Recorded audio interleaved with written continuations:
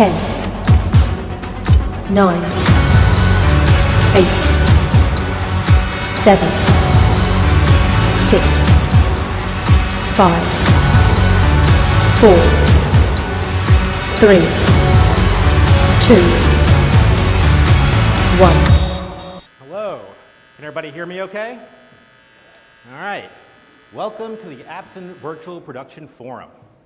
Virtual production has been growing in popularity and capabilities exponentially over recent years. We push our technology and skills to the limit with this demanding environment that combines different areas of expertise. Technology and workflow must always catch up with the demand of creative forces driving massive amounts of content being consumed today across multiple mediums.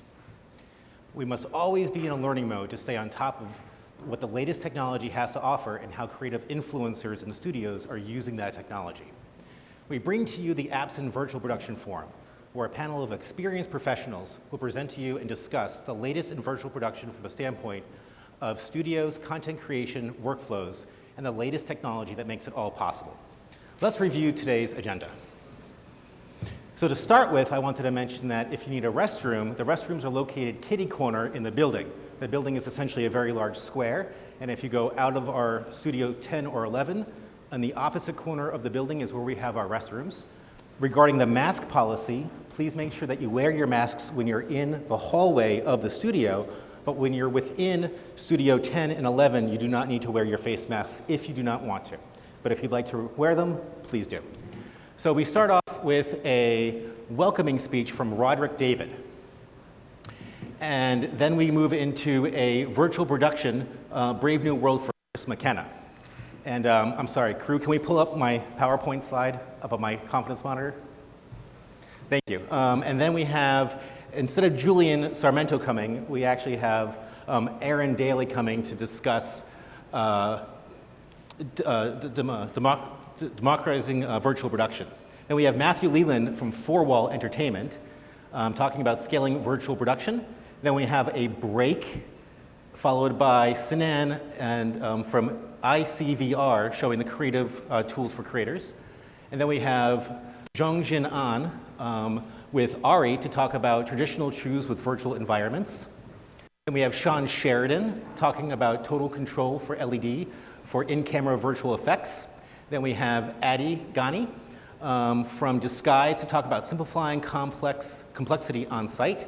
And then I'm going to follow up with a presentation on Absen LED solutions designed for virtual production.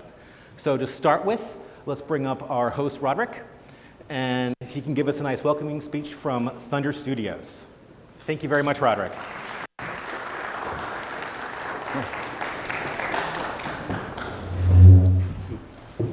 Thank you. My name's Roderick David. I'm the founder of Thunder Studios and the co-founder and the president of Infinite Reality. I'd like to extend a warm welcome for you into our home here at Thunder and help you understand how we see the power of virtual production changing all aspects of our industry very, very quickly. In February of this year, Thunder Studios and a technology company that I own called Infinite Reality, we merged with a social e-commerce app called Display. And we've recently announced the acquisition of a global esports and talent management company called Rect Global to form the world's first metaverse innovation and entertainment company. We've been exploring the opportunities that come through the convergence of multiple technologies at the same time, and virtual production is one of those technologies. We, pre-pandemic, invested $1.8 million in our first virtual production environment. This is now our third wall, and we have a fourth wall coming in a few months, which is an iteration above again. We've used the technology to experiment with metaverse distribution. So we distribute our programming into the metaverse and from the metaverse, being Web3. Our first one that we did, we virtualized Burning Man in 2020.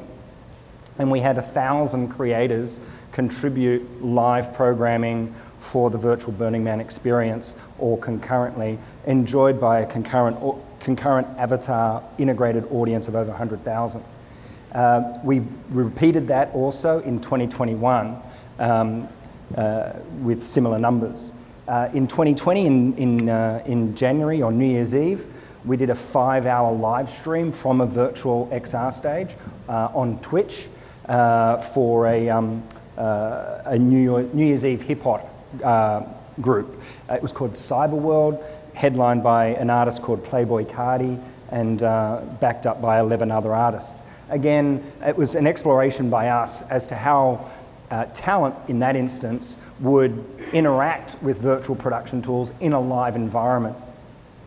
As a company, we're passionate about youth culture, so everything we do is to see how we can exploit the convergence of various technologies to empower the creative economy. Our ultimate goal is to tackle the cost burden of virtual production to be able to far broaden its opportunity. I'd like to thank Absen for hosting this event, and again, I welcome you all here, and I look forward to having conversations throughout the day. Thank you. Thanks, Robert. I appreciate that. Thank you. All right. We'll have Chris McKenna come up now, and he's going to give you a presentation from Final Pixel. And here's your advancer. Cheers. Thank you very much. Everybody can hear me okay? Yeah, you might be able to tell I have a little bit of an accent. I'm not from around here. I'm from Encino. And it's great to see you all here on Zoom today. I woke up in a cold sweat last night thinking, oh my God, it's going to be an in-person event. But it's kind of a relief to be here in the metaverse and see that you're all virtual. So thank you for joining. 2 years ago, I had a shoot. I've run a creative agency in the US for the last 20 years. We had a shoot for a car client in Los Angeles. And we were spending $1 million or so. And in the news was COVID-19 coming. And we said to our client, you guys, you sure you want to do this shoot? It's LA. There might be some kind of lockdown coming. And the client's like, no, book everything, spend everything, hire everybody, pay them. And so we did. And we said, you sure? Are you sure? Are you sure? The night before the shoot, the mayor of Los Angeles said that all film production was to cease the next day. And our client burned $1 million. And we're human beings. We love our clients. I was so upset for them. I was racking my brains trying to figure out how could we have pulled off this shoot in COVID, in lockdown. And I saw what was being done in The Mandalorian, and I thought that, with this technology, my client could have done this shoot in the middle of lockdown. And so I started this new company, Final Pixel, with my brother who is in the UK. He comes from running BBC Studios. And we've been doing it for about 2 years. How many people here have a really good understanding of virtual production? Really good. Okay, good. So there's some people who don't. Okay, so for you guys, I just want to explain it because every day I'm talking to clients that still don't quite understand what it is and what we're doing. And so I usually run through this little introduction. What is it? It's 3 technologies that have come of age. Technologies that have been around for a long time. And those 3 technologies, mostly through the work of Jon Favreau in The Jungle Book and The Lion King and latterly in The Mandalorian, have brought these technologies together to create a whole new production paradigm. The change from celluloid to digital cinema. Remember that? Most of us lived through that. That was pretty big. It's going to be bigger than that, in my opinion. It could be more like the transition from black and white to color, maybe even from the talkies. I am a director. My background is doing creative, so I'm going to just talk from that perspective in the beginning here. These 3 technologies that have come of age allow you to do this. Client says to you, I want to shoot on the roof of my new building. And we say, great. And they say, but we haven't finished building it yet. Can you do it?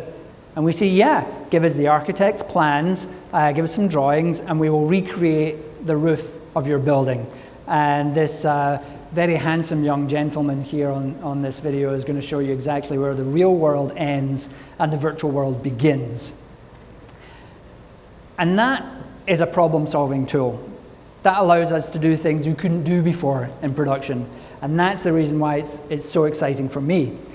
There's many different kinds of virtual production. People talk about XR, in-camera VFX, so many terms. I'm talking about the virtual production that's useful to us, which is kind of Mandalorian-style virtual production. The three technologies that I mentioned are camera tracking. Camera tracking has been around for decades. I worked at the BBC when they were installing the virtual news studio with tracked cameras. This is a technology we use in commercials all the time. We take motion control data from a camera and we use that in post. Well, we have camera tracking in virtual production. We take the XYZ position data of the camera and we feed that into a video game engine, another technology that has come of age. In the past, video games looked kind of like video games, but in recent years, the software that creates video games has approached photorealism. And you can see now that instead of having to render something over hours or days to get a beautiful 3D environment, it's actually being done in real time. And you'll see, once it's rendered in real time, you can move the camera around within the scene, and the lighting is all recalculated instantly. And so that allows you to have a virtual camera that can move around using the XYZ positional data from the real camera. So now what you do is you take the output from the video game engine and you put it on an LED wall. LED walls, which are now affordable for us to use in film and video production, and are high enough resolution, bit depth, and color quality. And so these three technologies, all brought together, allow us to do virtual production. The camera moves, the tracking data is sent to the game engine moves the virtual camera, and the virtual camera is then projected on the LED wall. So those technologies all working together do something like this. Now, it's kind of a great illusion. It feels like you walk into that. The box that you see is just what the camera is looking at. It's called the frustum. There's no need to render the entire wall if the camera is only looking at a certain part of the wall. All this works because of the parallax effect. So you're on a train going at high speed. The trees are flashing past you in a blur. Houses in the middle distance are moving more slowly. The mountains barely seem to move. That is parallax. Parallax is how we experience the world in 3 dimensions. If it wasn't for parallax, you would be bumping into walls, tripping over stairs. Parallax is what stops everything from just being a 2-dimensional photograph to us. It's how our vision works, it's how our brain understands the world. When I come home at night after being at the bar and I trip over the doorstep, I tell my wife I'm having parallax issues. I'm not drunk. So that parallax is what allows you to create this illusion. The things that are further away from the camera move at a different speed to the things that are closer. And that parallax helps sell the idea that this is a 3D world. What is it that makes it Mandalorian-style virtual production? For us, in my company, it's building a practical foreground set. And this is very difficult and challenging. But when it's done well, it's hard to see the seam. Here, the seam is at the bottom of the steps. This is a Marlite floor that has a bunch of props on it, and then the LED model is on the wall. And that building, why does practical sets, why are they so important? Well, one, they give you more parallax. There are more things close to the camera than the wall, in front of the actors. And that parallax helps fool the brain and make you think, right, okay, this is real.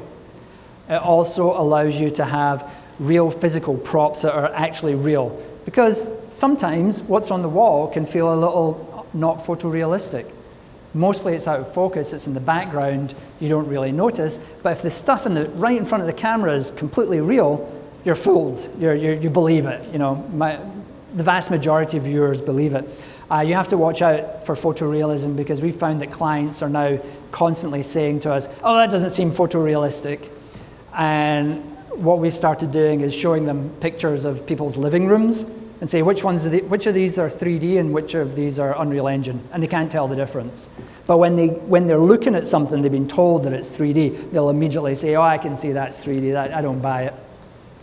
We don't want to be too photorealistic because we don't want to create 3D environments that require so much processing power that they can't run at a fast enough frame rate on the wall.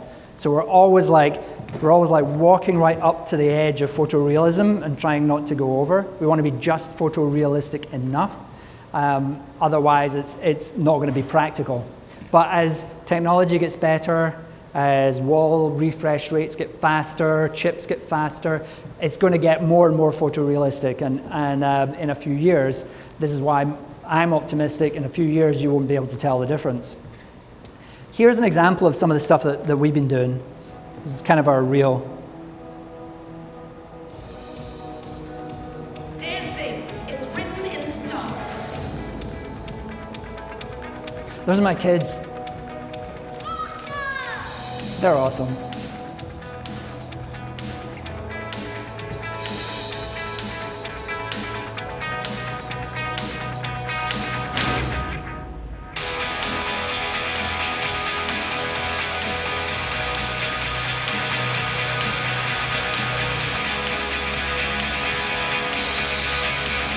Family to me are the people that show you unconditional love and support.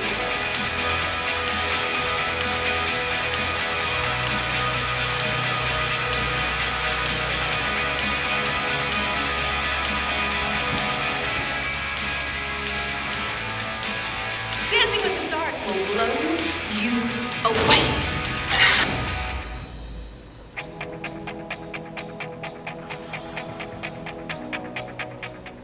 Okay, I'm a director. I do a lot of composited green screen shoots. Last 20 years, constantly storyboards, shoot on green screen. The actors are no idea what they're doing, and then in post it all comes together. And in post, the post-production guys are always like, "God damn that director, he screwed us again." From my very first minute on this kind of a set, I felt freed, given the freedom to put the camera wherever I want. And the power in that, it almost felt like going back to the early days of filmmaking. You know, the beginning when you're like just shooting stuff with a camera and you don't care about clients. And that for me was intoxicating. And that's one of the reasons why I enjoy shooting in this so much. And being able to do things like, I need to move that giant wall from that side of the set to that side of the set. And one of our guys in a little village in England, who's still up late at night, goes beep, beep, beep, beep, beep, and it's changed.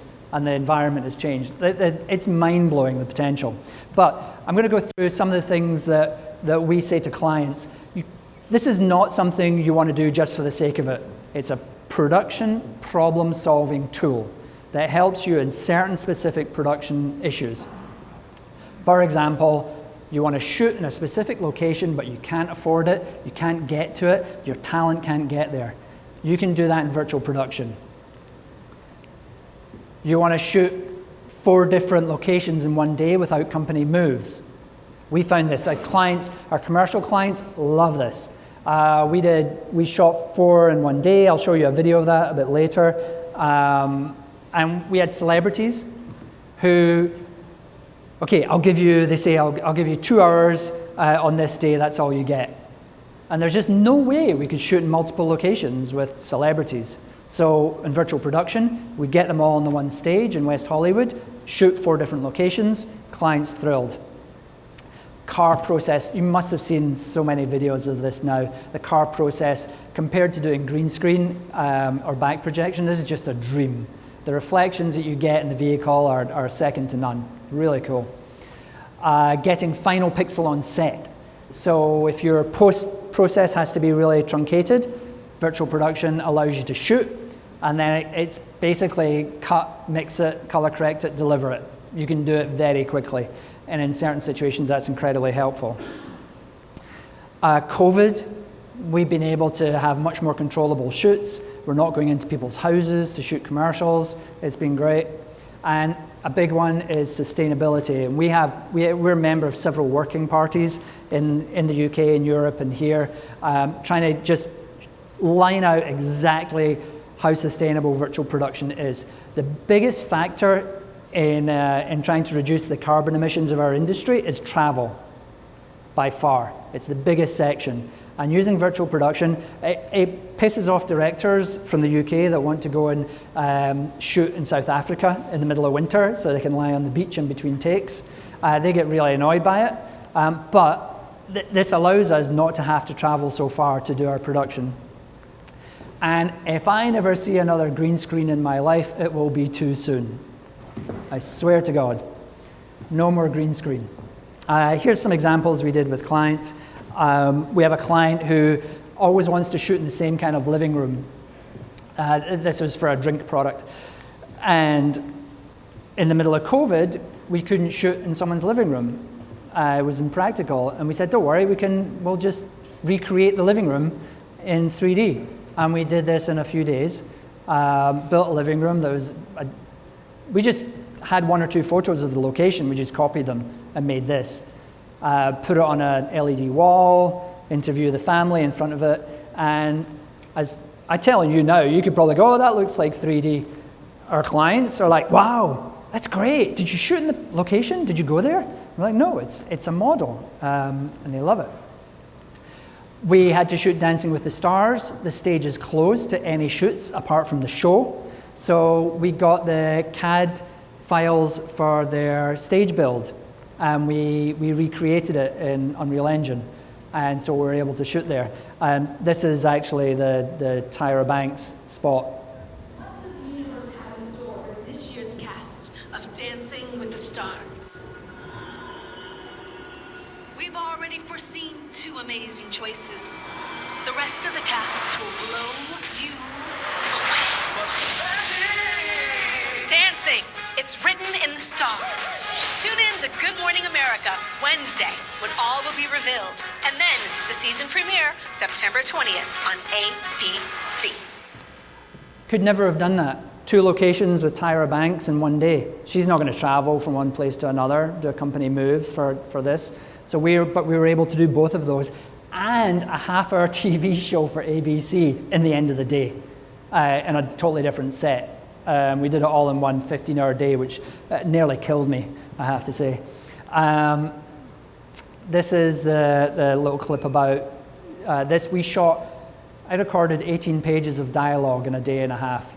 And one of the reasons why virtual production as a director is so helpful, you can do your previs, you can plan all your blocking and staging in Unreal Engine. And when you walk on set, you know all your camera angles, you've gamed it all out, you know what you're shooting, and your client expectation management is through the roof. The client has seen all these models for weeks beforehand and has signed off on everything, the lighting, the camera angles, they know what it's going to look like.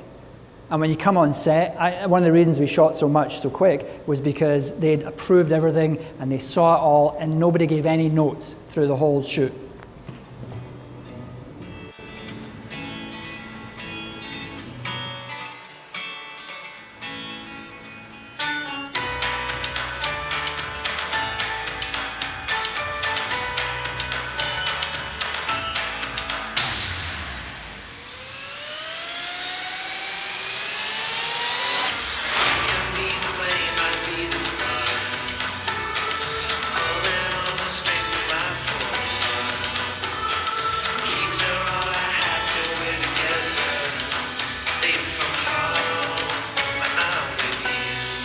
Play by the rules. I know, right?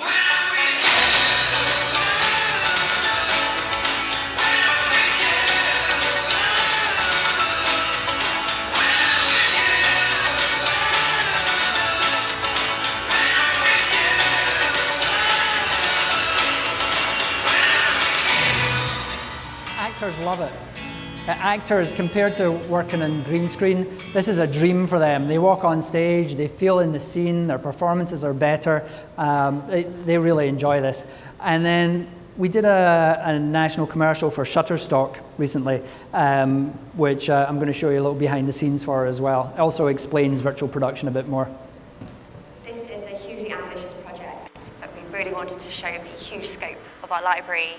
We have images, video, music, 3D, editorial, and now we do production as well.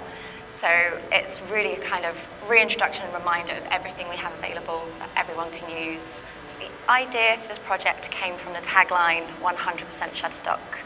I took that quite literally and thought, wouldn't it be cool if you could make a whole world or a whole universe entirely out of Shutterstock assets? I had no idea if it was possible, but then we found the amazing team at 86 and Final Pixel and RSA and brought it all together. Virtual production works by combining a number of existing technologies together. So we have an LED wall behind me, we have a camera tracking, and we have a game engine that projects an image onto the LED wall and is linked to that camera. The great thing about doing virtual production is we're generating the content beforehand rather than sticking it on green screen afterwards. We're obviously in a position where we can be flexible with the scale of these screens. If you pay very close attention, there are actually some Shutterstock Easter eggs in the commercial, some recognisable bits of content that have been meme-worthy or that you might have seen online and never realised were part of our library. Diving into the archive, it takes you on a journey a little bit as well. I think this virtual production was kind of like the ultimate tool to show all these things come together, because you can transport people to an environment that's completely made up. This was a perfect opportunity to test this new technology as well. You can literally create anything you want in real time, especially with the CGI and the virtual assets. You know, you can move them there and then, and the talent can see the subjects of what they're needing to look at and focus on. So from a lighting perspective, it's incredible to be able to use the natural colour and light that's being emitted from the LED tiles. It helps sell the look so much more than if it was just green screen. We feel like we're really making history at the moment with this technology. This is going to revolutionise filmmaking in ways that for years beyond now we'll look back and see as a huge change and shift in how we make film and TV. So I'm going to say one last thing. What we learned from Shutterstock, which was placing multiple video clips into an Unreal Engine project and then triggering them and make them all work, allowed us to then go on and do this project for a client. So we're an end-to-end virtual production studio. We do everything. We have a virtual art department. We're filmmakers, essentially. Then we have technology partners. We have on-set crew, and we do post as well. But in this situation, a client had asked us to shoot in their London broadcast centre. It was pitch black, and it was in use 24 hours a day, and all the people that worked there were kind of miserable, over-caffeinated, unhappy people. And so we said, we'll build you a beautiful 3D world. And so we built this, made a slightly simple, practical set for the foreground, and then when you put it together, it looked like this. Our client still calls us up a year later and says, I'm still getting calls from co-workers asking to tour the new broadcast centre. And I'm still telling them, it's not real. It is not real at all. So I think that's all I have time for.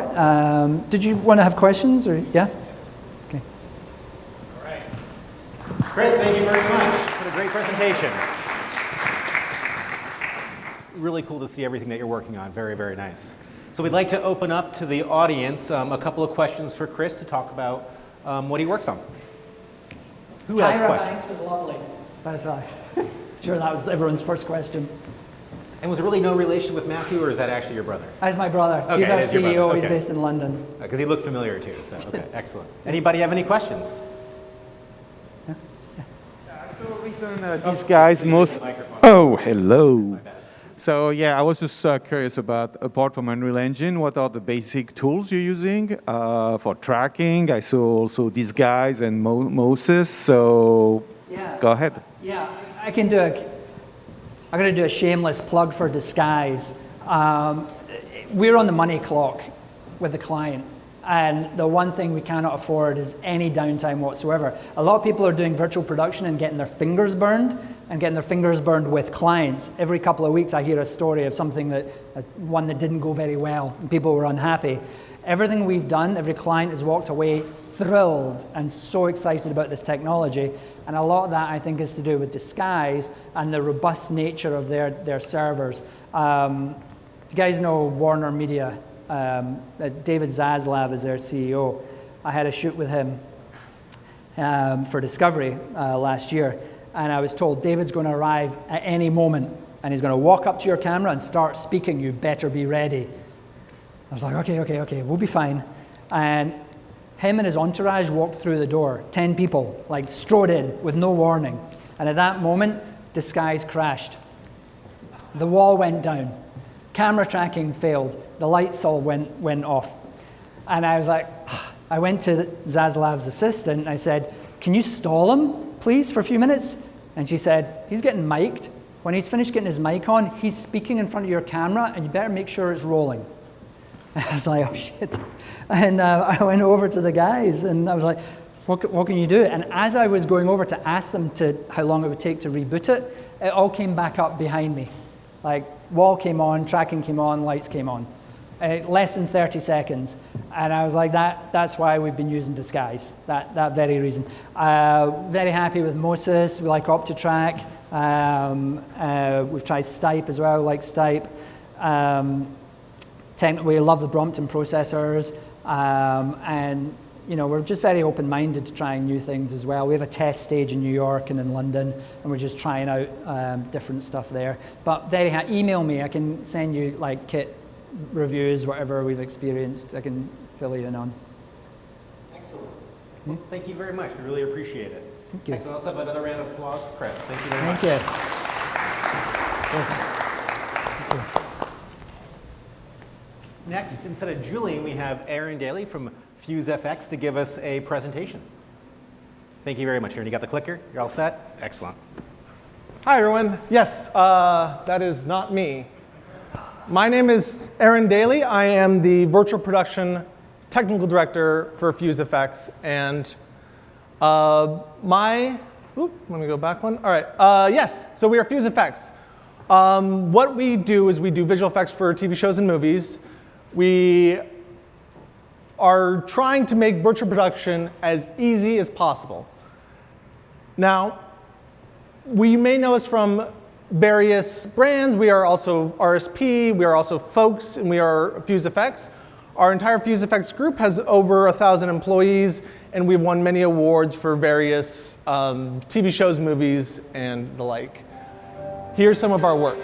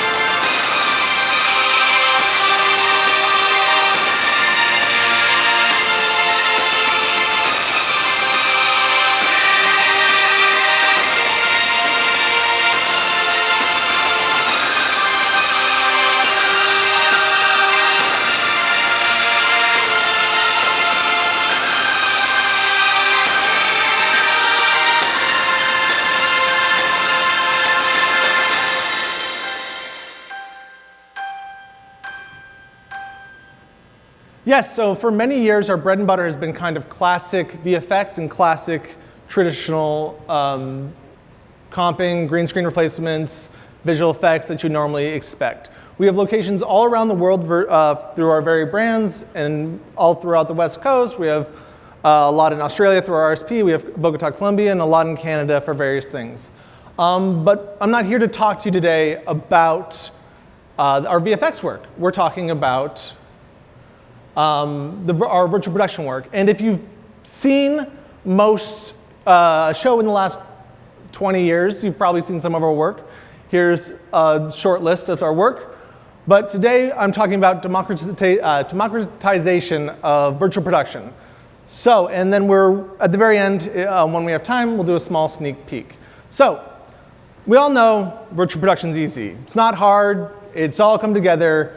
It's really easy. All you need is first you take your DCC, whether it's Maya or whatever, move into your engine, Notch, Unreal, Unity, whatever you need, move on to your camera stuff, your sync stuff, blah, blah, blah, protocol, blah, blah, blah, blah, blah. Easy, right? Well, not as much as you may think. I think I'm considered mostly an expert in most of these things, and I still only know about half of them. After you've picked all those various things, you need to pick out your stage. Do you want kind of a half sphere like this? Do you want a full teardrop? Do you want a flat panel? After that, what kind of pipeline do you want? There's a lot online. You can pick various ones that Unreal makes, that Unity makes, that whoever makes, but most of the time, you're going to pick your own pipeline. So, we have all that. We're ready to do our stage, right? It's easy. I can do it in about a day. That's all it's going to take. Well, probably not. Can we make it even easier? That's the question. Can we take the mystery? Can we take all the questions that is scaring people away from virtual production out of virtual production? Can we make it accessible to everyone? That's the main question. Can we have someone average on the street come in and be able to run a wall like this? For many, many years, as long as virtual production's been a thing, we've had a brain bar in the back with very smart people, but they're not the ones who make the final pixel decision on a lot of these things. So, we've partnered with Rosco. We've partnered with Rosco, and Rosco is famous for their translights, which is soft drops that you can light from either side and can kind of transition from day to night. They're also famous for the lights. If you've been on most film productions, you've probably heard of Rosco. They're very big in the field. And so Fuse has partnered with Rosco to create the RDX, which stands for Rosco Digital Experience Lab, which is Live Action Backdrop. Now, it's a cinematic tool to make it accessible to use virtual production. So it's trying to simplify and make it easy to use virtual production. Now, what does that mean? So first thing we do is we take some very smart Rosco backdrop photographers, the cinematographers, like we have one in the front row right here, Mr. Philip Greenstreet. And he goes out and he takes some pictures. Takes a lot of very complicated pictures at very high details. Then he goes off, gives them to Fuse Effects, and some very smart people, like myself, with very, very cool machines, go and make a smart picture. What is a smart picture? Can it tell me the capital of New York? Can it do the square root of 10,512? I don't know. Probably not, because that's not what I programmed it to do. What it can do is it can know a lot of information that it would not normally know about itself. So, smart picture, it can do the easy things, and it can do the not so easy things. So what the easy things are is color, we have exposure, we can do time of day, world position, depth, segmentation, classification, and dynamics and interactives. So it has all this information that it knows about itself. So it can know the various colors that you can adapt to. You can expose it up and down. You can have various times of day, so you can kind of cycle through them. Or you can kind of know where the world position is of that object. And this will get very important as we get more in depth into it. Now, what do we have right now? We have a smart picture, no, a very smart picture that knows all this stuff about it. So what? So what? It knows all this stuff about it. What does that do? What can we do with that? Well, a picture that knows a lot about it is not very useful to us. So we need a picture not only that knows this stuff, but then can talk about this stuff, that can communicate this stuff, and that can communicate it to the wall, and the wall can talk back to it. So it's going to talk about its controls, its specs, its protocols, and it knows about the lights and peripherals. So the wall and this image are talking to each other in real time, and we have this kind of communication that's going. So image, wall, talking to each other. That's what we have. Now, what can this image that can talk do? Well, it can do a lot of things. It can do all these things. So we can control region lights. We can specifically pick out lights on a wall and bring them up and make it appear as if a daytime is exposing through it. So we can not only expose up, but we can go beyond exposing up. We can go and expose through the image. So we can say, here's a nighttime image on the wall, and we can put a digital light that will expose the daytime through that. So we can expose past on what it looked like. So that's cool. We can have this very smart image that talks to this very smart wall. But an image that can talk to a wall and a wall that can talk to an image doesn't do us much good, does it? Because I want to talk to the wall. I want to talk to the image. So we need to make some way for us to talk to the wall. So we've created this application. Now this application is a standard application that can go on any Android or iOS tablet. And you have full control over any slider that you want. There's time of day, depth. You can translate this left to right. Think of it as a living backdrop that you can change and manipulate in real time.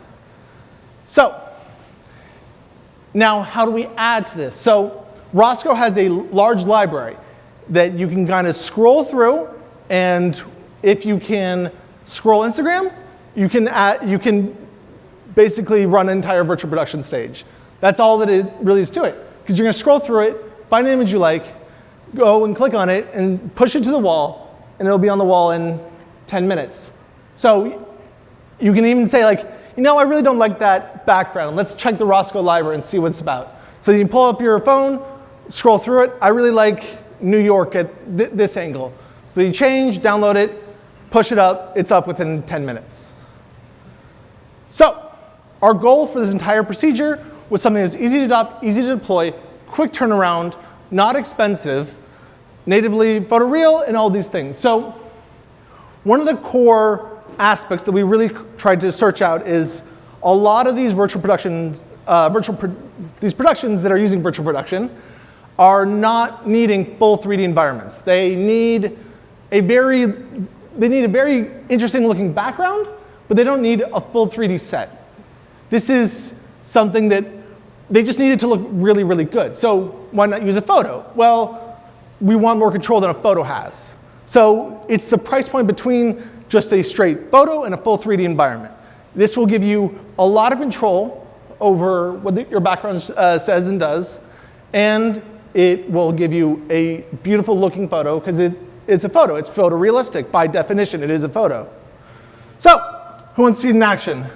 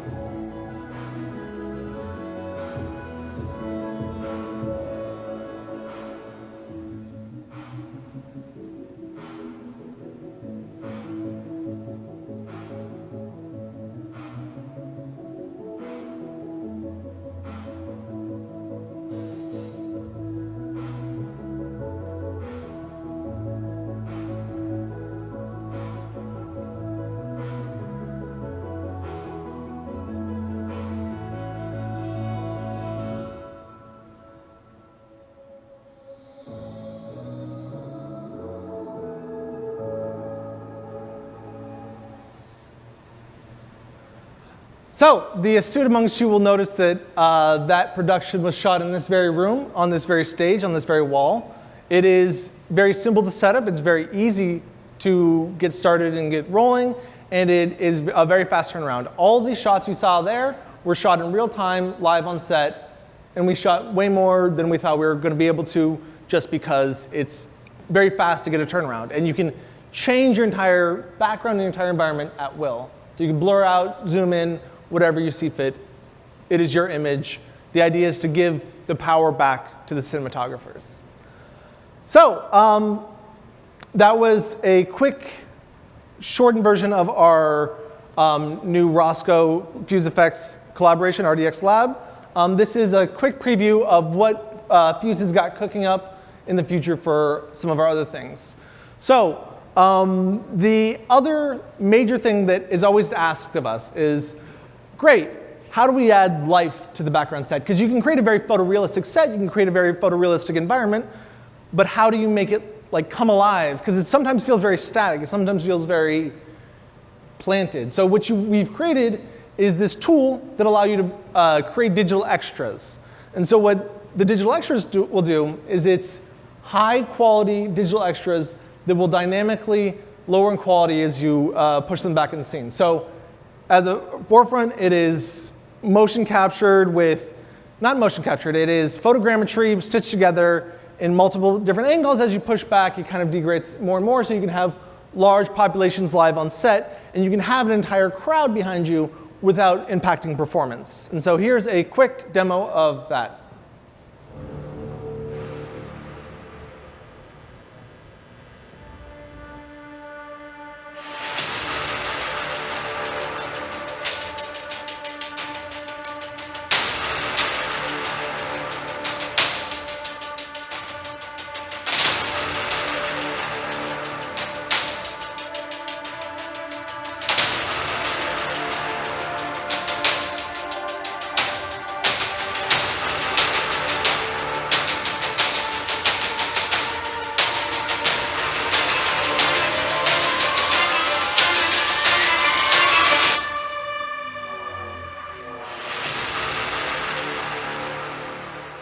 So what this is showing is kind of live photogrammetry. So we have actors that will be positioned live in a studio. They'll be captured in multiple different angles. We'll create a photogram. Well, a company called D&E, which we've partnered with, will create a photogrammetry of that person, a 3D model for each individual frame, and then it'll play it back live in real time inside of Unreal Engine. Then we've also created an application to manipulate and change out these actors at will, and then manipulate them on set. So you're able to fully have control of your digital actors, push them entirely in the scene, and then the worry of not having enough room for your giant crowd behind your actors on a virtual production set is gone away. Because you have live, real recorded actors live on set that as you push them back, it's not going to impact performance. You can have, we've tested up to 20, 30, 50 people. We've even done tests with 100 people, and it runs at great frame rates on any of these machines. So that is my short presentation. Is there any questions? Aaron, thank you very much. That was an amazing presentation. I personally found it very exciting because I've worked on a couple of virtual production sets that shot movie plates. So that technology that you just explained would have changed the game on those different productions that I worked on. Yeah. Very cool stuff, very cool stuff. I have a question. Oh, excellent, please. Yeah, the RDX system, what does it cost? What's it cost? That's a fun question that we're working out the kind of specifics right now. We can give you a broad kind of definition. It's between kind of Roscoe Translate and a full 3D set, so it's a wide definition. We're currently nailing down the price point right now of exactly how much it's going to cost between everything. The system includes the computer and the... So the interesting, we're not selling any hardware. What we're selling is the software. So we're partnering with Roscoe to provide the library and the specific images. And then we're partnering with a lot of LED stages, Thunder included, to become Roscoe ready, which is the environment is set up so that the stage is ready to show these walls at will, so that all you need to do is download it. It's no hardware coming from us. Any of these computers should be able to run it just fine. It's not a very intensive system for just the RDX Lab solution. And the other thing I was going to ask is, because they're so controllable, these images, I just wondered if you'd have any experience with trying it with laser projectors versus the multi-million-dollar LED screens. Using laser projectors versus LED screens. We've done it on laser projectors, but mostly just kind of as test environments. It'll look great regardless, especially if the laser projector is going to look great. It'll look great on the system. It's not really about how it's being shown onto the wall. However you want to produce it on the wall is fine with us. It's really about kind of displaying the image and showing it. So we've done it with lasers, we've done it with traditional LEDs, and we've done it with kind of just TV screens. The mode of how you want to do it is not super important. If you want to just hang a giant TV screen outside of a window to show your backdrop, you can do that. That's fine. And you can zoom in so that it looks correctly. And we know the position of how far away that photo was taken. So we can get the correct parallax as we move across that window, even though that TV screen might be plastered right on that window. As you track across the window, it's going to look like you're actually parallaxing as if it's 2,000 feet away, because we know the position of the camera and we know how far it should look away. So we've done the math to calculate how far it should look, so you can parallax left and right. Thank you. Mm-hmm. Hey, in those prepared photos for the Roscoe Library, what is 3D actually? I know you have 2D. Is there any component which is 3D built in that photo? No component that we have is 3D. So when we're capturing the photo, it's various 2D images that is stitched together and placed on top of each other, so they're pixel perfect in the same exact placement throughout. What the 3D application is we know where the focal point of the camera is in relation to the average distance. So if it's like 2 kilometers away or if it's like 3 kilometers away, we know how far it is away. And so that we can, if we track left to right, if the image is right here and I'm tracking left to right, it's going to move a lot more than if the image was 2 miles away but 10,000 feet tall. So I'm moving left to right and it's staying virtually in the same place. How do you change the time of day? How do you change the time of day? So we have multiple different cinematographers at Roscoe do a very good job of capturing these various times of day and capturing these different elements. So it's not only if you want to do time of day, it could also be like a snowy versus rainy or snowy versus clear.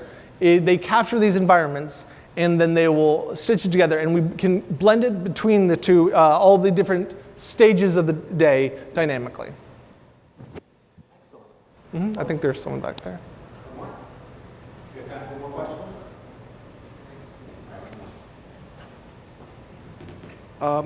Can you elaborate a little bit about the parallax thing? Can you make like layers of it in different distances or just the background itself? So for our current system, what we have is we have a single plane that is pushed back in the environment so that is, you get this illusion of a general parallax.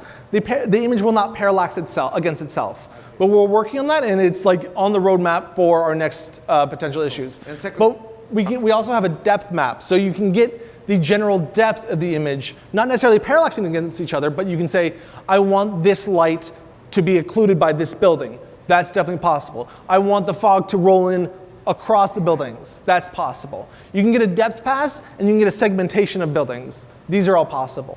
And second question, sorry. Do you sell these 3D humans for Unreal? Is that possible, or just for your system? For you're talking about the second thing I talked about. That second thing I talked about is very much a work in progress. Where it's not in a sellable stage or a show. This is kind of like the sneak peek. This is kind of the first demo that we're having to a public audience about this system. It is not necessarily something that we're currently selling. It is just kind of like a get ready. Fuse is going to do amazing things. Thank you very much. It is doing amazing things. Thank you. Thank you very much. That was really, really informative. We definitely appreciate it. Big round of applause for Aaron. All right, next we have Matt Leland from 4Wall to give us a presentation. Come on up, Matt. Thank you very much. Big round of applause for Matt. All right, thank you, everybody. Appreciate the invitation from Absen. I am the last person before the break, so I'll make it quick. So I am the director of virtual production at 4Wall Entertainment. And today I kind of want to just jump into this idea of scaling virtual production for the future, what that means to us, and how as integrators we can be a part of that process. So I'm going to start first with some introductions, a couple projects we've worked on, and then I will dig into the meat of the presentation. We are specialists, right? We are video lighting technologists. For those of you who don't know currently the new four-wall, we have very much recently jumped into expertise. A lot of people will know us as box rentals, but we are quickly moving to a more full-service production level concept. We've done that by bringing on a ton of new assets. My team specifically came on last year. We were acquired for virtual production and media server work. You know, our background actually wasn't in film and TV. It had a lot to do with immersive technologies and integrated systems. So we often spent time working on seeing the solution that was needed and finding the right tools to fit into that, and then putting the intersecting pieces in between that. We are system integrators because of that, and so we have a lot of experience understanding what tools are right for what job. We try to be as agnostic as possible. Of course, we have some of our more favorite tools, but you know, ultimately we're looking for the right piece to the puzzle. And then the last thing is we're really focused on experiential. Our team was before we came on board, and a lot of this has to do with purpose-driven outcomes and really understanding what we needed for our clients. And as integrators, we pushed for end-to-end workflows, so our team tries to understand everything from A to Z as a support system for the creative. As I mentioned, being end-user driven, it means that we are trying to lean into our clients' needs, also their strengths, and how we can kind of support that. And then, of course, this all comes with constant learning because the technology is moving quickly. The expectation to provide any kind of consultation also comes with the need to keep up with everything. At the heart of it, though, we are service providers. Client-centric, and you may ask, like, of course, everybody's client-centric, but the way that I like to think about it, it's not just the clients that we work with now, it's who is going to be our clients in the future. And you've heard a lot of these amazing presentations talk about how does this move to more clients? How can we make this available? How can we make this technology something that is easier to get a hold of? So that's something that we think about often. And a lot of that has to do with the concept of being production ready. Now, this technology right now is siloed off into a bunch of groups, right? So you have people who know how to get it done, but we're all doing it extremely differently, right? So that's something that we think about is how do we get to a point where we can get to stability and security and work alongside our clients. One of the other big benefits of being a large box company is we also have equipment. We're not just the expertise, we understand the build, we understand the running. And I'll get a little bit more into that when we talk about the workflow. So a couple projects that I just wanted to show you. At the very beginning, we jumped in deep and did a music video for Netflix, Rocket to the Moon for one of their animated features. This was, to be perfectly honest, a stage built in the 4th Bay of Four-Wall in Moonachie, New Jersey, because what else were we doing with the space? So we had built up a stage and we worked with the agency team to come up with some concepts. And we took the voice talent for the main character and recorded the music video. This was our first foray into set extension and AR. This was, I believe, in the end of 2020. And it was, for that time, it was a pretty heavy lift. We did this with Disguised Media Servers. We worked with a company called Frey and another company called Savages to work through the content, honestly, in 15 days. Our team ultimately worked as a consultation to the project, optimization, blueprinting, things like that inside of Unreal that aren't necessarily the creative, but are super important to the way that we function on set. Another thing we did around that time was to shoot a set of commercials for Head & Shoulders. This was really fun. They did this whole science lab set of commercials, which was great. And yeah, single camera shoot, tracking. It was a good time. We also at that time did a show, Scenes from a Marriage, for HBO. This was actually just plate shooting. We worked with the Molecule, and they took 2 cameras, stitched them together. We built an 80-foot wall. And for a show like this, that is almost completely taking place in a house, night and day, this allowed the talent to go beat to beat, scene to scene, not necessarily based on the time of day, but they were able to jump between night and day, which many people have talked about already, so I won't go too deep into that. Something that we just got released and can talk a little bit more about was the 2nd season of Russian Doll. We shot last March, and what we did there is we built an entire volume around a practical train car, an 80-foot subway car, and we also built out an entire lighting rig that was pixel mapped, sky panels on top, studio forces on the bottom. This is a bit of an image of our not nearly as elegant as the last interface, but built with a program called Lemur that worked really great for us. So we were able to hand over to the DP cues and speed and mappings and things to allow her to make changes dynamically on set, which was really fun because at the beginning, had no idea, didn't want anything to do with virtual production. By the end, she would walk back to our programmer and grab the iPad and say, I'm good, and just walk right over back to set. So yeah, this was a really great opportunity. I didn't really know the creative at the time, but turns out because of the nature of the show, they were really trying to find a solution to shoot on a subway, something that would never exist in real life, right? There's a lot, if you're familiar with the show, there's a lot of things that aren't reality. So this was quite literally the only way that they could have shot some of the things that they were working on. Not necessarily sure what's happening, but there we go. So moving on to really the point of this whole presentation, which is to talk about our workflow and how we can be a part of solving scaling. So I'm not going to talk about the workflow, it doesn't exist yet. I want to talk about ours, why we do what we do, and go from there. So oftentimes in the beginning of our process, we're quite literally in Vectorworks and sometimes on Zoom calls with our clients. Because anybody familiar with this workflow knows sometimes it's very difficult without visuals to educate people, make them comfortable, especially if it's their first time and their first foray into this world.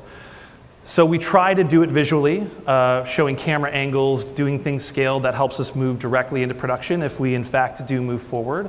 As I mentioned, we tend to lean on disguise servers. That is our workflow. It is what we worked in prior to 4Wall. And it's really great because it's a 3D visualizer, and we use it for VR. We use it for things like looking at pixel densities and the physical camera blocking space relative to a dynamic wall that we can see playing back in VR. We also obviously are leaning on Unreal because we can do things like virtual scouting.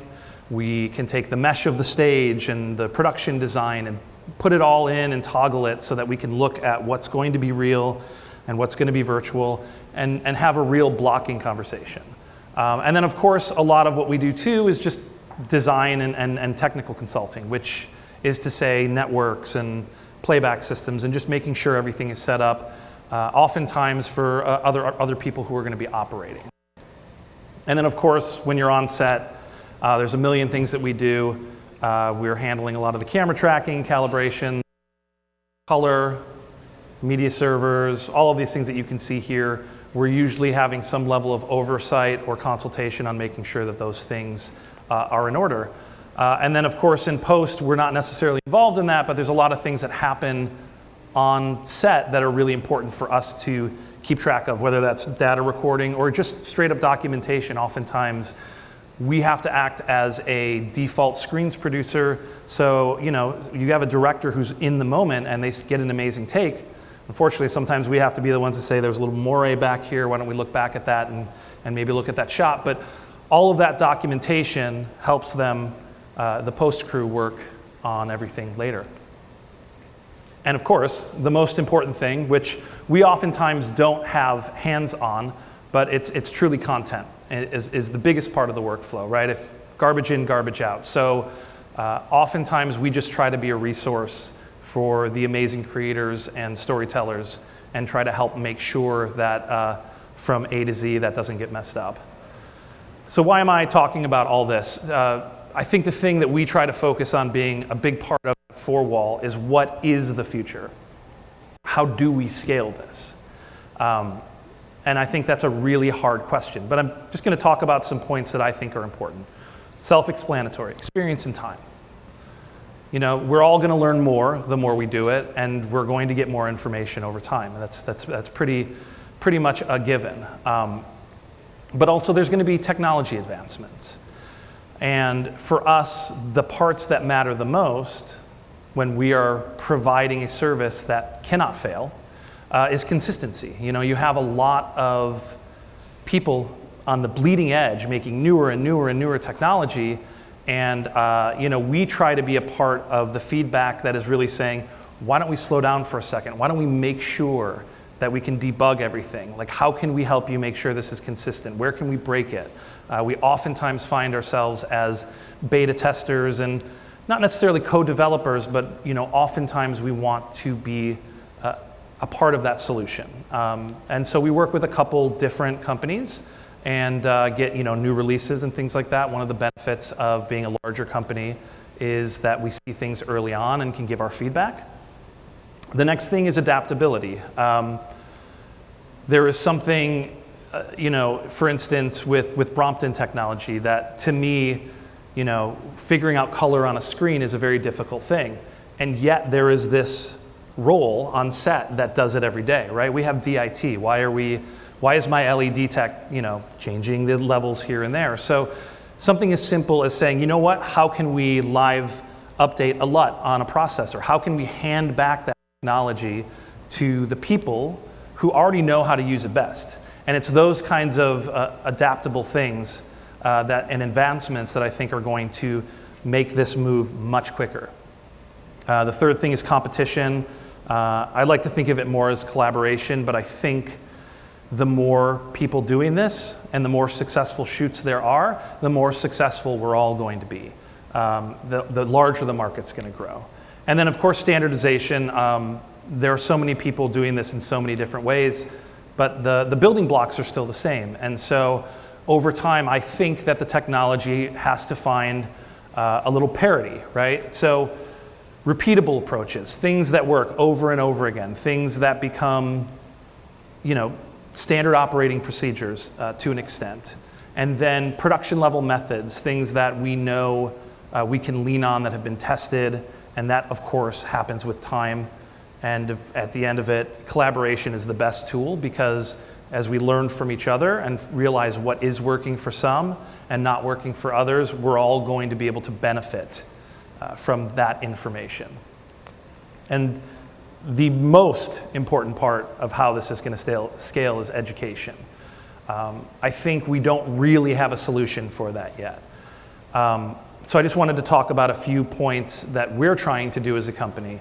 And the first is, really hitting the people in this profession who probably already have these skill sets. And that works both ways. It could be a disguise programmer who's just never been on set and maybe needs to understand that part of the workflow. But it can also be somebody who is DIT and a color scientist, somebody who can take that information and put it into the context of screens producing and understanding what that final in-camera moment is.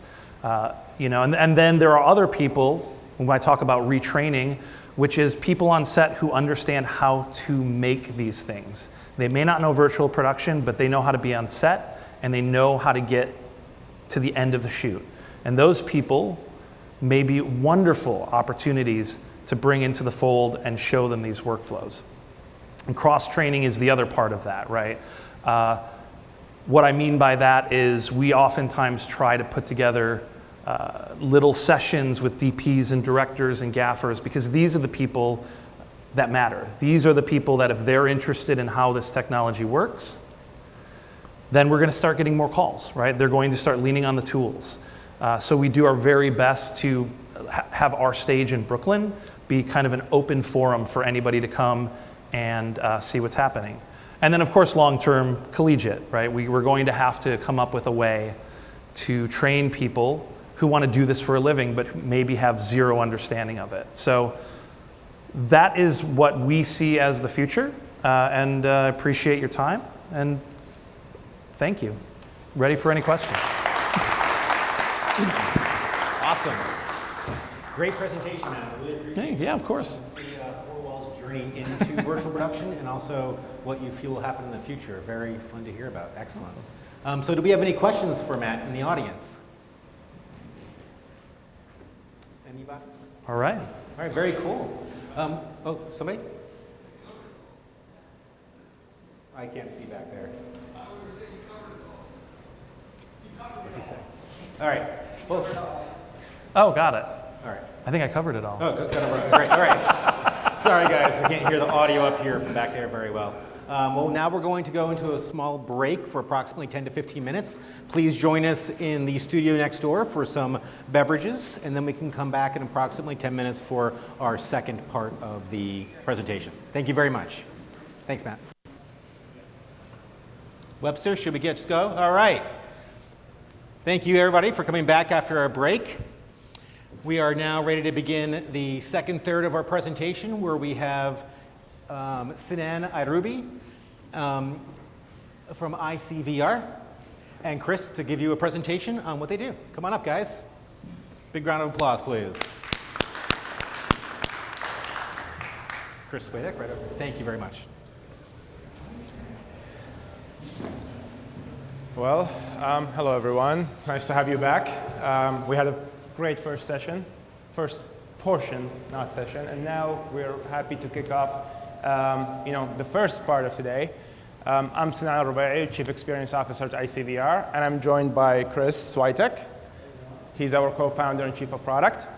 And today, we will talk about tools and pipelines. The first session was incredible, focusing a lot on the creative side and what are the possibilities and some of the tools people are using. And in this session, the whole idea is, okay, that's all great, but what does it take from a technology side to make that happen? During our session, we will give you a little bit of story and background of who we are, how we got into this, a difference between traditional linear production and virtual production, as well as what the film industry can learn from gaming studios.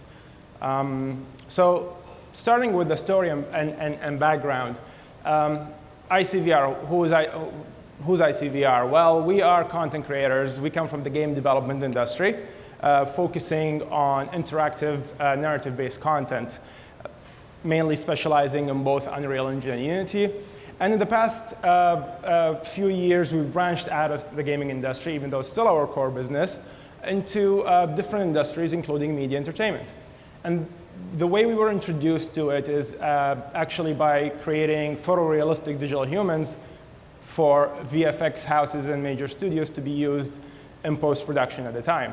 And that expanded to props, environments, and so on. And a couple of years ago, when the pandemic started, as you all know, and studios couldn't shoot in person anymore, we were invited to ETC's Ripple Effect project to figure out a way of what's the pipeline to shoot content on LED wall.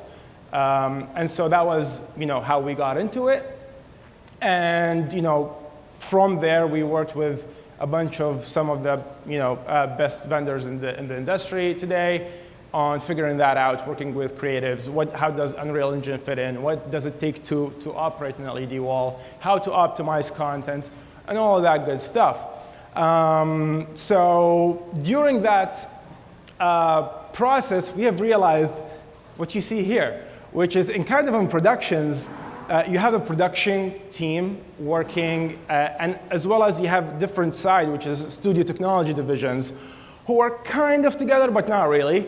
And then us as a gaming studio, we're kind of alienated, like, all right, guys, you kind of stay out there. You don't really know filmmaking. And so over time, we saw studios coming together, understanding that, okay, technology now needs to evolve at a faster pace, but we were still a little bit out of it.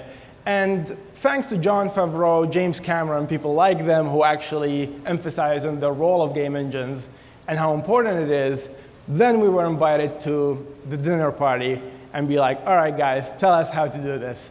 And so that brings us to the production and virtual production side.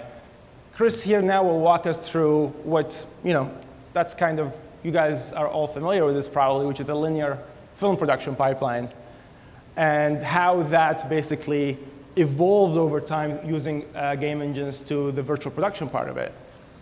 Yeah, thank you, Sinan. So, as you said, we work primarily in Unreal Engine, and this little presentation is going to be focused around LED wall virtual production. So I think before we get into things, it's important to just take a look at where that fits into the traditional production process. So in pre-production, we use game engines for things like pitch visualization, pre-visualization, and tech viz in order to, number one, just create an early visual example of that project you're trying to create. And then once production begins, to actually start creating that virtual environment and start putting together your shots and your scenes in a way that lets you plan out what you're going to do ahead of time before you get on stage. And then once you get to the actual production portion, of course, you have that in-camera VFX on stage. You need to use Unreal Engine to display the content on the walls. You need an operator to be able to react in real time and make changes as necessary.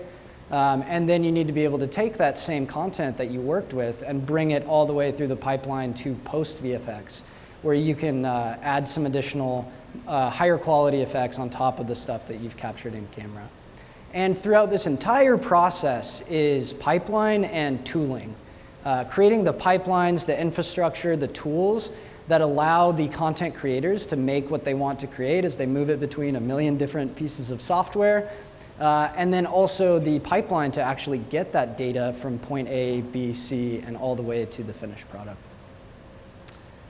So I think one of the best examples to illustrate this is with something practical. So we have just a short little 4-minute look at a short that we put together called Away. And afterwards, we'll look at how those different elements came into the production of this.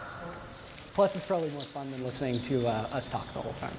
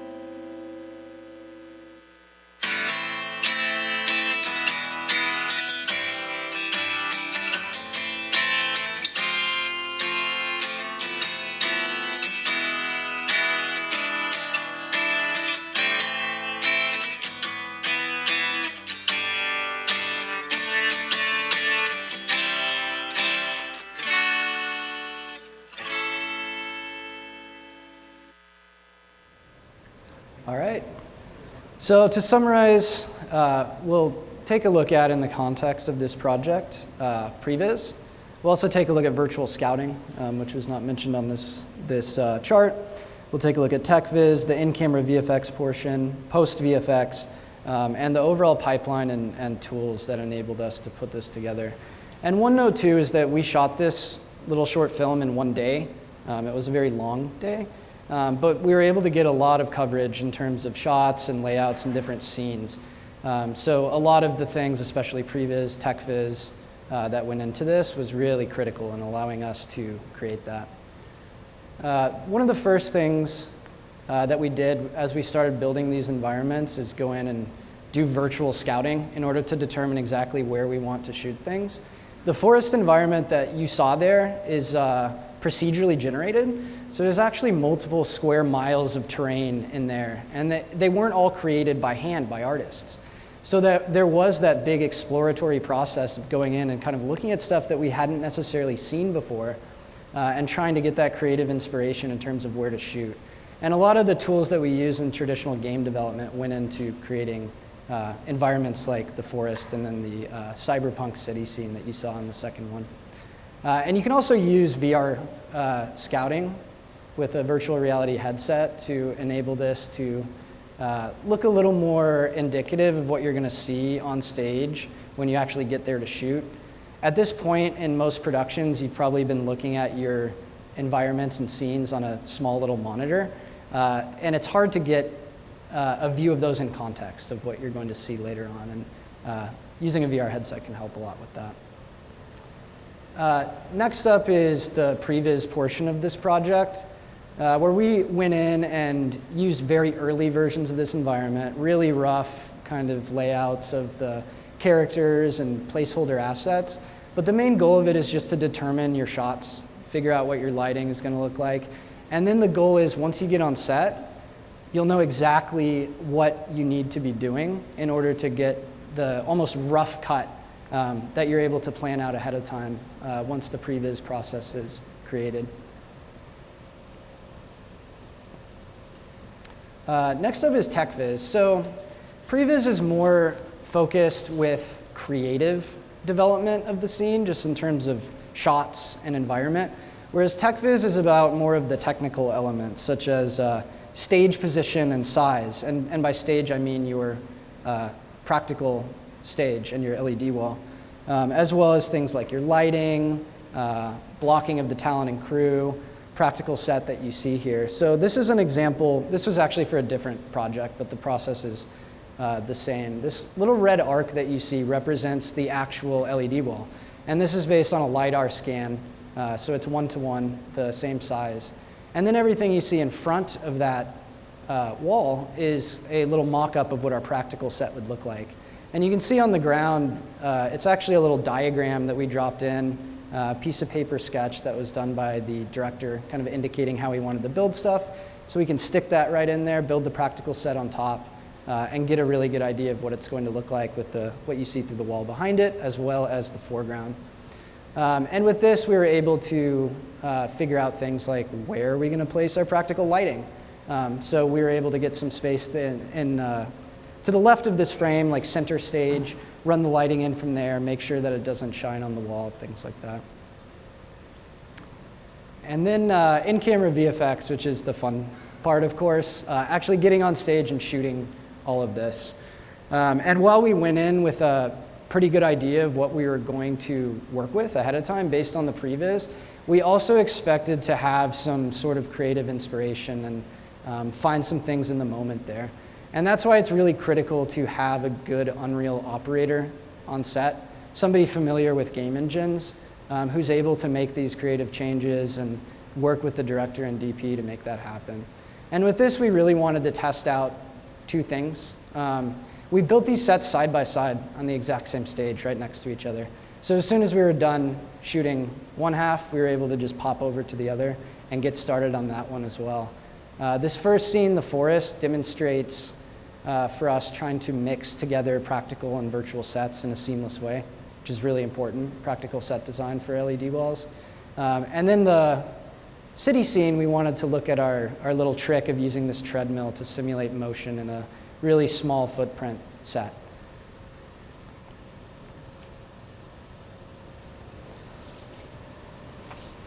And then, of course, VFX. For post-VFX, there's a million different things that you can really do. We didn't use all that much on this production. We were able to capture almost everything we wanted in camera. There are a couple notable examples. One was the Aurora scene that you can see of the character looking up into the sky. The other is this title sequence where we bring in the title. And maintaining that data that you have on set and bringing it to post-VFX is really important so that you can maintain continuity. For the title sequence, for example, we recorded the camera tracking data of the real camera on set. And then once we have that data of camera position, we can pass that off to the post-compositing team, and they know exactly what the camera is doing so that they can match the perspective that they see here. And then for the Aurora scene, we were able to bring in the real trees from our Unreal environment in order to match there too. What does that mean on pipeline side? Well, let's look at that. You want to talk about pipelines? Yeah, let's talk about pipelines. And this is kind of the main goal of this talk, is to kind of go through and take a look at where we're at with this and some of our lessons and where we hope that we can go in the future. And looking at this chart right here, this is kind of an example of the virtual production asset pipeline journey. This was created based on something created by Epic, and goes through all the way from initial pitch phase to final product. But really, as you're working on this, the main difference between this and traditional production is just the non-linearity of it. You end up coming back to this asset development phase and working with the same pieces of the project over and over again and developing them as you move through phases. So you start creating your virtual environment, you take it into previs, you make changes based on what you see in previs. Then you bring it on set, you make even more changes. Then you have to bring it into post-VFX and maintain the current version of the project the entire way. If you all noticed from the earlier workflow that we have showed earlier with how traditional linear film is being done, you see here that pre-production phase is way longer than what it used to be, and it actually takes a lot of the production and post-production timeline as well, because technically you are doing the majority of the prep work ahead of time. Yeah, and case in point, that's the main thing that allowed us to create this short in one day. It's a lot easier to do that and make those mistakes and make those discoveries ahead of time than to do it on stage when you're paying for the stage and everybody's time at once. And looking at that previous graph with the kind of iterative, nonlinear production, one way to look at that at a really high level is to think of the production throughout the whole way as a constant collaboration between design, art, and engineering teams. And in a perfect world, all three of these teams would be involved from the beginning of the project. And that's one thing we tried to do with this short.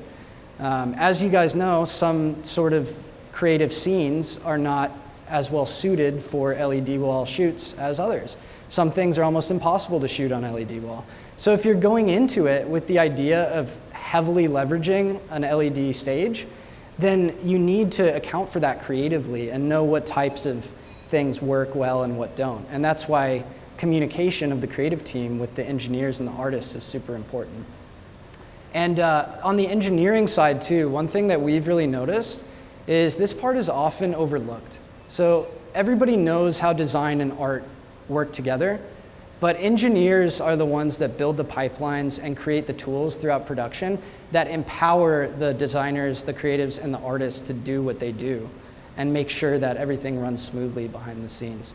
So we've seen a lot of projects where the engineering side was not given the proper attention at the beginning, and a lot of times this led to disastrous effects where you have issues that come up in the middle of production that you really should have foreseen, and that consulting with an engineer, creating a tech scope, and actually laying out the infrastructure and tools necessary to make what you want to make possible would have fixed that. And that's when sometimes they bring us halfway through and be like, can you fix this? And we're going back to shoot next week. Yeah, that one's a little personal. So. Yeah. Now, people ask us, like, how do you know all of that? Let's take a look at this. Yeah. Can you walk us through this? Yeah, a lot of the, we don't need to go through every element of this, but a lot of the lessons learned for this and that collaboration between engineering, art, and creative is pretty standard in the game dev world. And that's something that we're used to on past projects. And you can see just kind of an example of a typical game dev production cycle here. And you notice that most of these tracks are stacked pretty heavily. And at any given point, you're creating a lot of different things at once. And game dev in general is just kind of laying the tracks of the train as you go and planning production to expect for that. And knowing that you're going to be doing reiteration, you're going to be failing, and you're going to be revising your product in order to turn something that you have on paper to something that is practically enjoyable when you get to the final product. And really the goal of game dev, and I think in virtual production as well, is to discover fun throughout the process. And I know we're short on time, so we're going to run through this pretty fast. Yeah, this should be quick. But yeah, one thing that comes from the software world that we want to hammer home is kind of the idea of continuous integration. So being able to maintain one constant product, in this case it would be your Unreal Engine project for virtual production, and to be able to constantly build on top of that, revise it, test it, create new content, and re-release it, and go in that circle while maintaining a stable project that everybody can work on and that doesn't break. And in order to do that smoothly and efficiently, it does require a lot of engineering thought and attention from behind the scenes. And I know we're out of time, Brian. Just one last thing. How does that all reflect into anybody's project? Well, 2 years ago when we started our first LED wall virtual production, it took 3 weeks to produce 5 minutes of content. Away, what we showed was 4 minutes of content in 1 day. And then we went all the way through a year ago, almost a year ago, we did 51 minutes in 1 day. So that's how what you guys have seen today impact your productions, impact your costs, impact your efficiencies, impact what you can produce. Thank you, Brian. I know we went over time. Thank you all. We appreciate you. And if you have any questions, feel free to reach out to me or ask.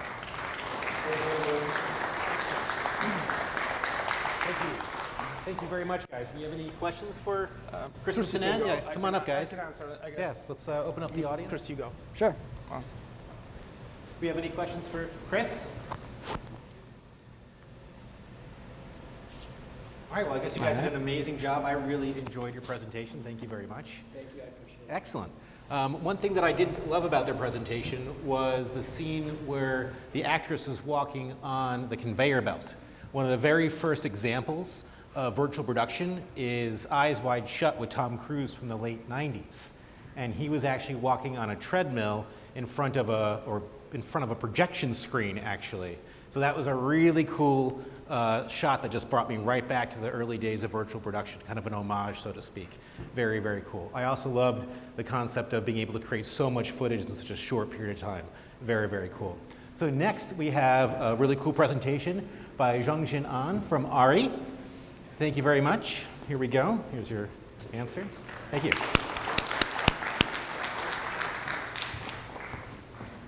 Thank you, everyone, for attending. As Brian mentioned, my name is Zhongjin An. I go by Zheng. I represent the ARI Solutions Group, so I'm their business development manager. And so we're here to basically talk about what we bring to this, what we call the virtual production environment. And most of the stuff that we're known for is obviously our hardware. And in this presentation, we'll go over what we bring in regards to that application along with what the Solutions Group does. So I'll go over what the ARI Solutions Group is and how it was formed, and then go over some of the virtual production design and engineering that our group was responsible for, and kind of demonstrate some of the traditional tools and methods that people, I think, neglect to put into the virtual environment, even though they've been around for a while, in dynamic lighting for virtual production, and then go over some production tools that we're actually working on for future integration as well. So what is the ARI Solutions Group? So the solutions group is focused on design, engineering, and the realization of customized production infrastructures. And that also includes the virtual production environments and also television studios as well. So you know ARRI as being a hardware manufacturer. We've been around since 1917, and throughout that time, we've been synonymous with, obviously, our lighting hardware, our camera hardware, and also the ARRI rental side of the business as well. So think of those three elements as the three pillars within ARRI. And the ARRI Solutions Group is the fourth pillar. So we take our camera hardware, our reputation in that vertical, we take our lighting hardware, our reputation in that vertical, and then the infrastructure of what we implemented in ARRI rental, and combine all three of those into the fourth pillar, which is the ARRI Solutions Group. And we offer not only the integration of our hardware, but we also could do as little as consulting to all the way to actually do the entire overseeing of the build and installations of television studios and also virtual production studios, which is a different business model that ARRI's been known for. And so some of the integrations that we had back in Europe was originally the systems group, and they concentrated primarily on innovative television studio installations. And that quickly turned into what is now the solutions group. And all of these examples I'll be showing here have integrated all of our lighting hardware, our camera hardware. All of these television studios are actually all, majority of them are all completely IP-based.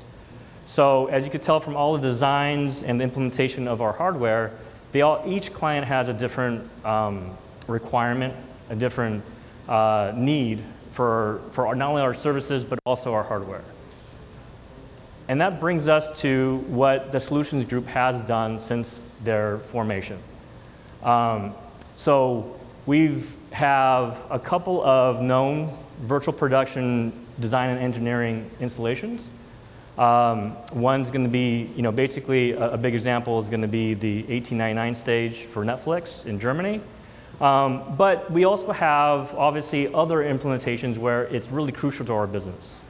So that's going to be a small, what we call a innovation and R&D stage in Burbank we have in our office. That's not commercially used, but it's used to do research, not only with our products, but also bring in the community. Because that's how we built our reputation with having products that are what we feel is industry standard in camera and lighting hardware. And we also have other stages that we are using commercially as well. So we actually have a stage in London, in Uxbridge, that we partner with Creative Technology to actually use commercially and do R&D. And we do have some smaller R&D test stages in Germany and also in Asia as well. So the first example of our integration into the virtual production studio build world is the stage in Babelsberg, Studio Babelsberg. It's owned by Dark Bay, and they are a production company based obviously in Germany, and they had signed a 3-year deal with Netflix to do a show called 1899. And they started the process back in October of 2020 of saying, hey, we want to do this show, and we want to use a virtual production stage to shoot majority of the elements. And from that point to all the elements that are needed to build a stage, the engineering design, actually to even rip out the floors of this iconic stage, and to do testing, integration, installation, they started shooting 1899. The first day was May 3rd, 2021. So that was probably within more or less about 6 to 7 months from when they started the process to when they actually started shooting the show. And one of the difficult parts of their requirements, every requirement is different for every client, is that they wanted to build a turntable underneath the stage so that they could actually rotate set pieces that weigh several tons. So this whole process started before anything else was built.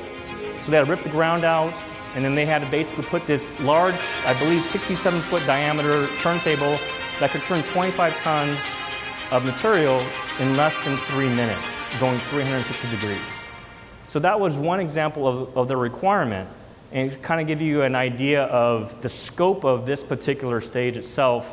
Not only did they design a stage that has almost a 270-degree curvature in terms of a horseshoe design, but along with the turntable underneath, they also, because the content of their show was built around, or is designed around shooting on big ocean liners, and they, obviously the weather's not always perfect on the ocean, they also implemented rain nozzles as well. So LED lighting, traditional lighting, rain nozzles, a turntable, and so all these were specific requirements for this particular production. Even though it was in conjunction with Netflix, it's independently owned by Dark Bay, so it doesn't have to always be rented or used commercially for a Netflix show. So when they're on hiatus, it's used commercially as well. And this is kind of some of the infrastructure that they put into this stage itself. And when they started the process, they knew that they wanted an LED ceiling, they knew that they wanted a turntable, rain nozzles, and they also wanted to implement, obviously, traditional lighting fixtures. So they implemented 75 sky panels to begin with, but after the first season, they decided that they needed more creativity in terms of their lighting. So they actually added 75 orbiters as well after season 1. And what we're noticing about most of our clients when we do these builds is that they always learn throughout the whole process and they modify it. And part of that modification, obviously, is going to be with the lighting, but to give you an example of how they use this turntable, obviously I don't have a video for it. Here's the QR codes on screen. That image that you see that's going to be advertised pretty heavily when the show gets, it's going to start airing towards the fourth quarter of this year. That's actually the crew of the production setting up the next shot as the turntable is turning. That's actually not the actual production, like actors or anyone else. That's actually crew. So while they're actually setting up the next shot, the turntable will frequently turn into different directions. And as I mentioned, it could turn 25 tons in less than 3 minutes, and they could go at any angle as well. So it gives them a lot of versatility. Here's some other examples of how they're implementing, their particular set. Obviously, they're using, a lot of traditional lighting fixtures, which they felt that gave them the most flexibility depending on, obviously the content they're using and the types of scenes they're shooting. On the left, you're seeing an actual, pretty inclusive set where they have a lot of set dressing on the actual set itself. So obviously the turntable could be used, but usually, it really depends on the content they're shooting. And so, as I mentioned before, we don't always do these big installs, right? We always have to learn and innovate our products. And in order to do that, we have a small virtual production stage, we call it a demo stage, in Burbank in our office at Area Burbank. And again, because we make the fixtures as well, and we do a lot of testing with LED panels, on the left side, you'll actually see our stage being utilized in a particular shooting scenario. It's not used commercially, but it is open to studios and other industry professionals if they want to do any testing, depending on availability of the stage. But we do a lot of R&D, and as you could tell, we don't actually have an LED ceiling, but we do incorporate 35 sky panels, which is a little overkill, but it gives you the flexibility of really testing out traditional light in a volume that has LED lighting. And the whole reason of why we implemented this stage, the small experimental stage, demo stage in Burbank, is really to collaborate, to do a lot of research, and to integrate with the community. Because without the feedback, it's hard for us to not only integrate our traditional hardware products, but it's also hard for us to understand the pain points that a lot of people looking to go into this type of virtual production shooting, it's hard for us to troubleshoot some of that stuff. So we've had various studios like Warner Bros. Come in, do some testing internally. We've had people try to shoot some elements for their production. We've had the production crews from Shazam 2 do some testing, coming in, shooting some elements. We've had Euphoria come in recently to do some testing. So it's really a two-way street when we use this stage. Another example of a stage build that's slightly different, bigger than our testing stage in Burbank, but it is smaller than the one you saw in Babelsberg, is basically, we call it the Uxbridge stage in London. We actually collaborate with Cray Technology. It's actually in the same building as our area rental in London. So it incorporates a lot of our different business models within this particular stage. It's also used for demoing, but it's also a commercially operated stage by Airy. And here's kind of some of the different elements that are brought in, testing in terms of with some of our technology vendors. These are all traditional things that you see on a lot of different stages. But this particular stage is very versatile. It actually can be 360-degree enclosed. It has removable walls. And the one thing that they did, obviously, because we make the products, they do have a lot of sky panels implemented into the build of the stage originally. They have a huge LED ceiling as well. But after doing a lot of testing, a lot of integration with other different productions and getting feedback, they realized to be more versatile for this particular commercial stage, they as well decided to implement, ironically, 50 orbiters as well to their stage. So just to give you an idea, that's how the volume itself, it could be pretty much like Lego pieces. You could actually take it apart, put it together, and it could be 360-degree enclosed. Those are different environments that the stage has been used for. And in this particular video, it goes into the integration of the 50 orbiters I mentioned to give it more directional lighting, and also to give it more creativity, or to give you more creativity in terms of the end users. As you could tell, having an LED volume definitely gives you a light source, but even our sky panels is used as a soft light. And what soft lights and the LED panels have a hard time where pretty much cannot replicate is if you have a directional light, it can't give you like a hard light. It can't give you, to give you the ability to have a directional light, to give you basically hard shadows, or if you want to replicate, like a sun or something coming through, it's hard to replicate that without a directional light such as the orbiter, which I'll go into later, but it's basically, we refer to it as the Swiss Army knife of lighting fixtures that we make.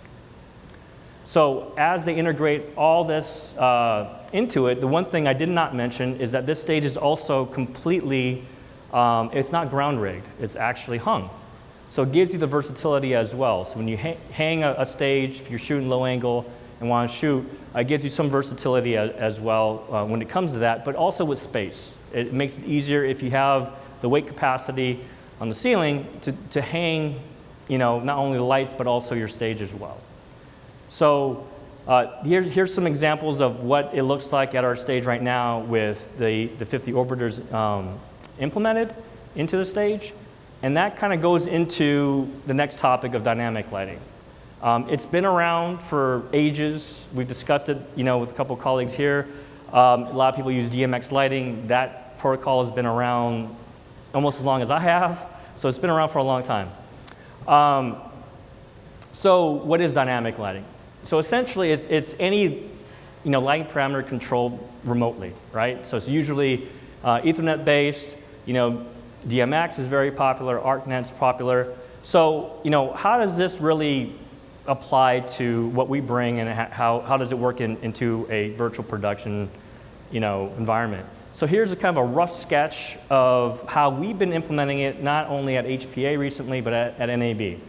So everything in orange is basically something that goes into the Unreal Engine. So the Unreal Engine will basically be able to control all those variables. So if you only bring in basically all the lighting controls in, be pixel mapped, and only in Unreal it'll be able to be controlled. Now what we do is we implement basically a lighting console. So in this case it's a Grand MA, And what we do is we bring everything that's pixel mapped into the Unreal Engine, we bring it into the Grand MA, and we have the ability to control certain aspects of what we want to control manually. So we don't have the Unreal Engine completely dictating everything when it comes on set. And this goes to basically our comfort zone with filmmakers. A lot of lighting designers, a lot of basically DPs and gaffers, they want certain control. They don't want control to be completely done automatically. So having a lighting control console in between your lighting fixtures and your Unreal Engine, it gives you more flexibility. And so, any of the green stuff is stuff that you could actually shoot out as protocols or as cues, and then it goes directly into the lighting fixtures on your set. So at HPA, thanks to ICVR, they gave us a lot of content. And just to give you an idea, I just want to reference the sky panels and the orbiters that are hung on the stage. There's a few in backstage and a few in front stage you don't see. And this is Sam Slade from Voluminous Studios. He was actually our Unreal programmer during the show, which was a great help.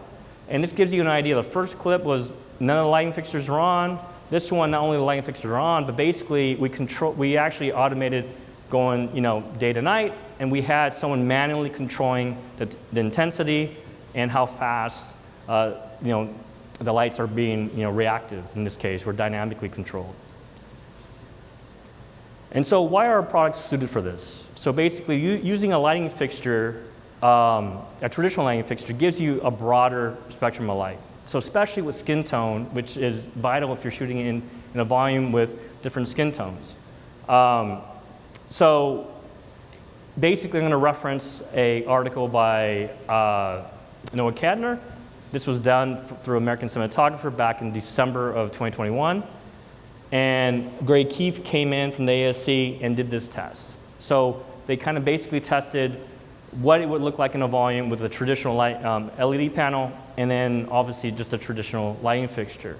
Not saying one is better than the other in terms of you have to go one way or another, but our message here is really it needs to be used in conjunction in terms of when you decide to really shoot in a volume, especially with skin tones involved. Everyone loves the reference to Mandalorian, but the one thing I think people don't realize is that the main character was wearing a metal suit, a metal helmet, and the reflections were really important. And the secondary character had green skin. So a lot of those times, having lighting fixtures didn't really, was necessary for their particular application.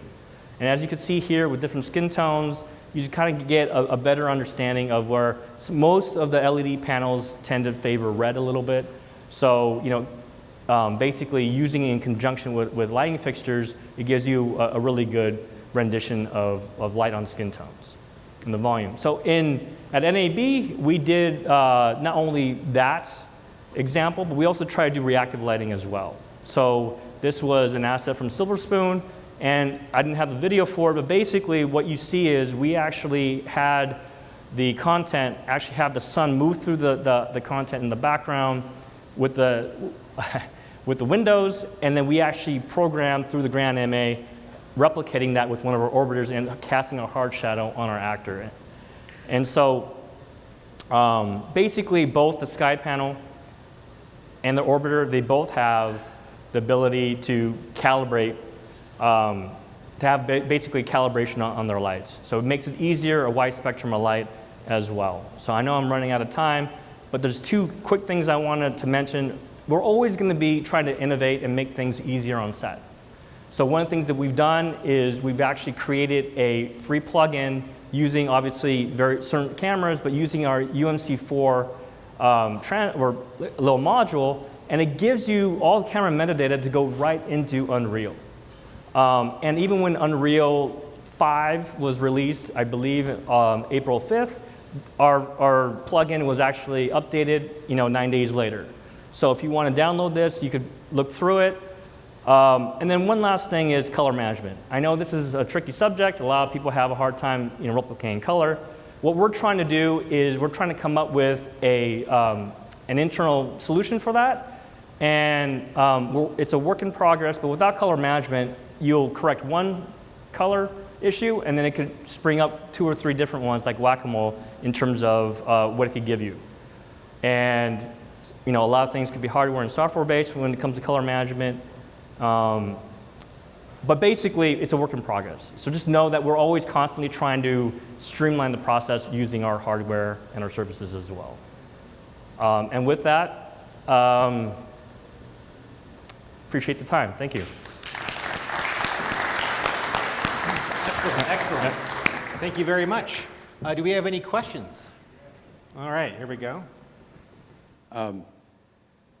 When you're integrating all of the technologies through the network and getting the audio and the lighting and the Unreal Engine and everybody talking, what filters have you needed to create filters for the network traffic?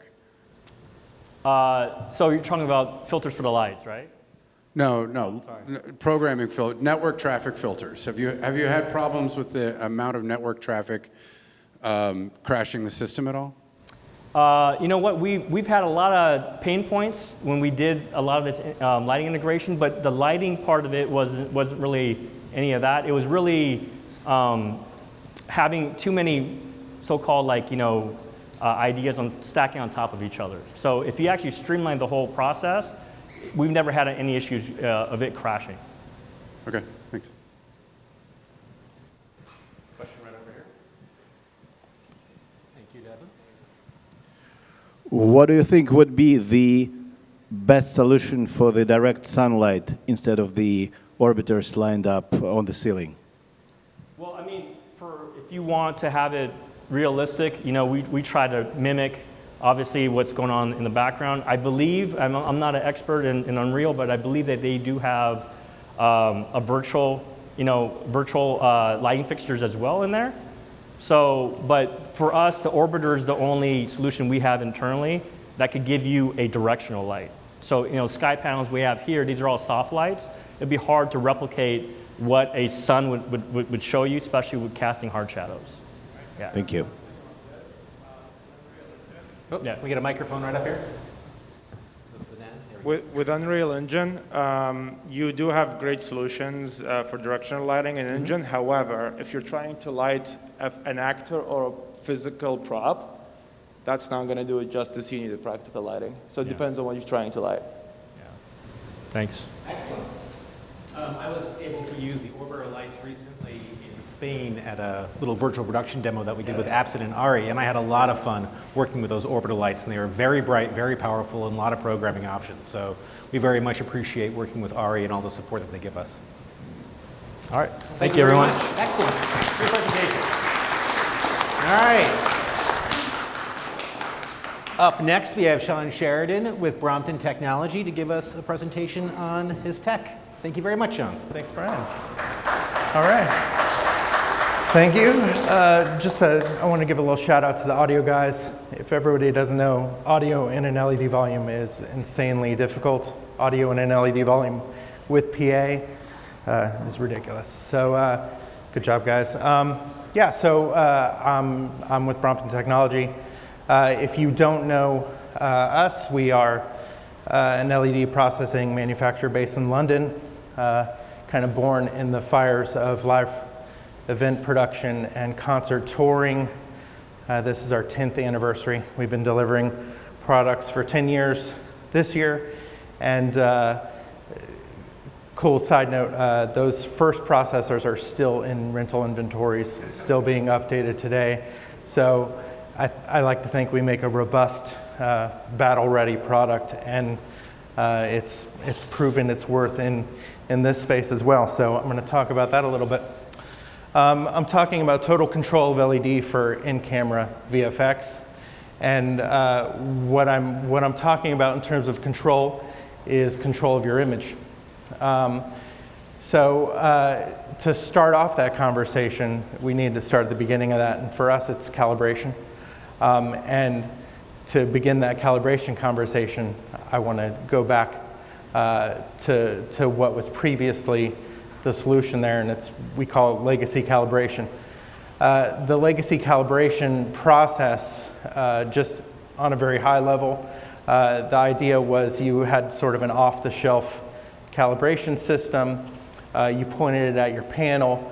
You measured what that panel was doing in terms of brightness and color.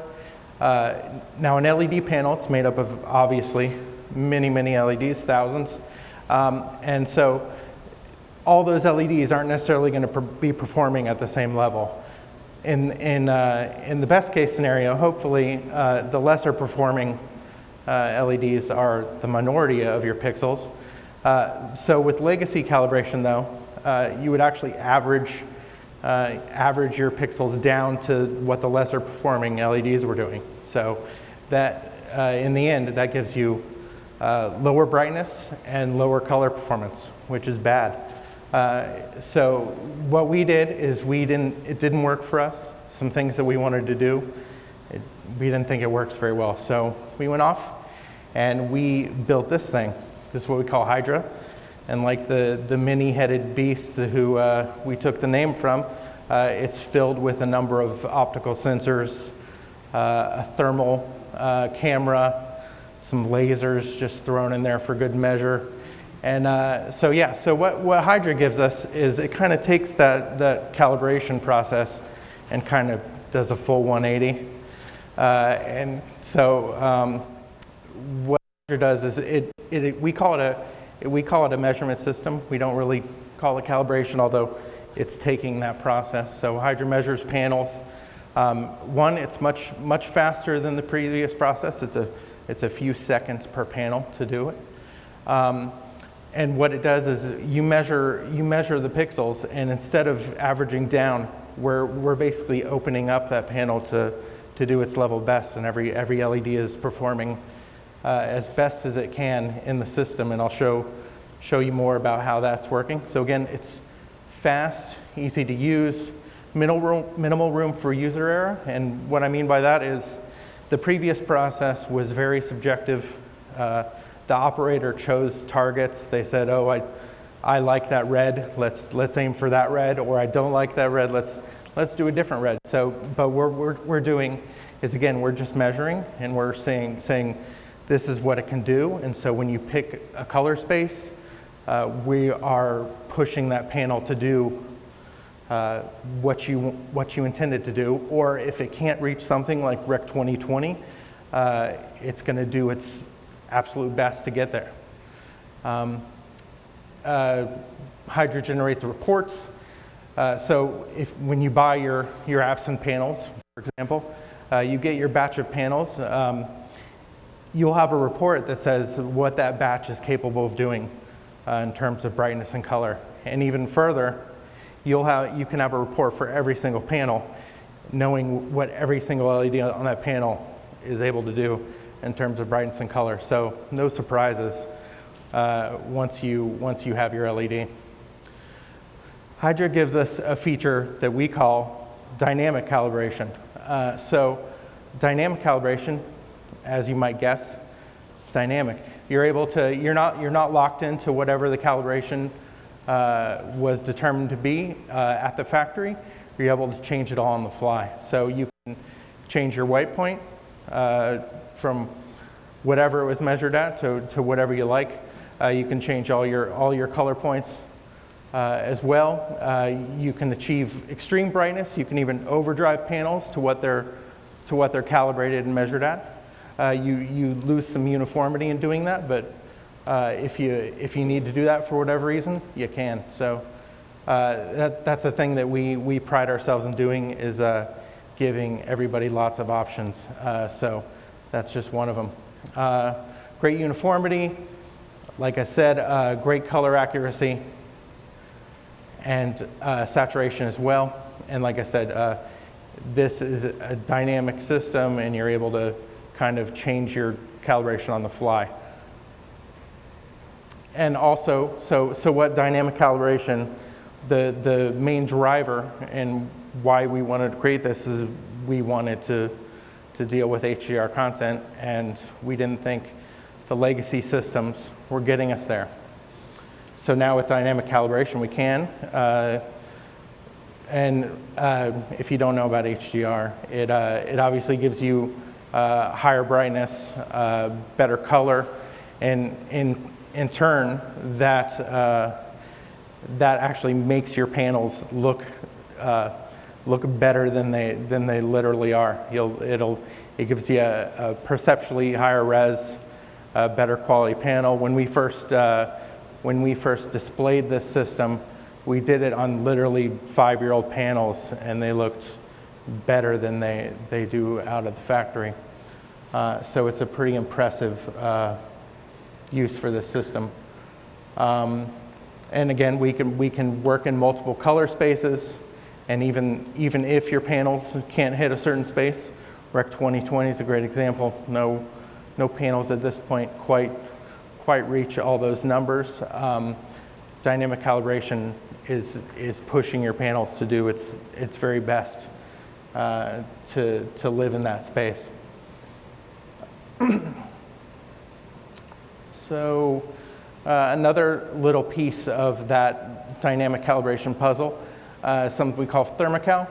Thermocal is a little thing about LED is it's a lot of lights and they get hot. So with thermocal, what that allows you to do is basically adjust and account for that heat signature on panels. As you have panels lit up throughout a day, different portions of that panel will warm up, and we just have a simple slider in the system that you can account for that as your panels warm up throughout the day. Thermocal. Another recent development is something we call pure tone. Pure tone is another sort of profiling that we are doing now that allows you to eliminate sort of color casts in your panels to achieve a more neutral color balance.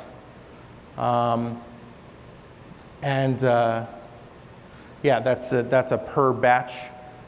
So if a panel manufacturer creates a batch of a couple thousand panels or whatever, this profiling only needs to be done with one panel, and that can then be applied across the entire batch if you like. It can also be done at multiple brightness levels, so you can achieve better performance at a high brightness, or as in often used in virtual production, a lower brightness. So it's a flexible system. Another recent feature is we've exposed the 3D LUT in our system. You can either import a pre-baked LUT into the processing system and color your wall that way, but as Matt was mentioning earlier, we have exposed that now via our API and done some integration with both Assimilate and PalmFort. So you can literally grade your wall on the fly in near real time with the tools that the DITs are already used to using. So it's kind of a handy methodology for making adjustments to your screen. Another little level of control which is very important for camera work on LED is Genlock. A number of things that you can do. We can lock to inputs on the processor. You can lock to the internal clock. We have an external ref-in. You can also then phase offset that timing if you like. And also we have a way to, we have frame rate multiplication, which allows you to take that signal and then you can double it, triple it, quadruple it. So you can go 10x depending on what you're locked to at the time. And then so what that frame rate multiplication allows us to do is now a feature called frame remapping. Frame remapping is a way to take your incoming signal, and we can actually display those frames sequentially. Even with in display, we can work with multiple frustums.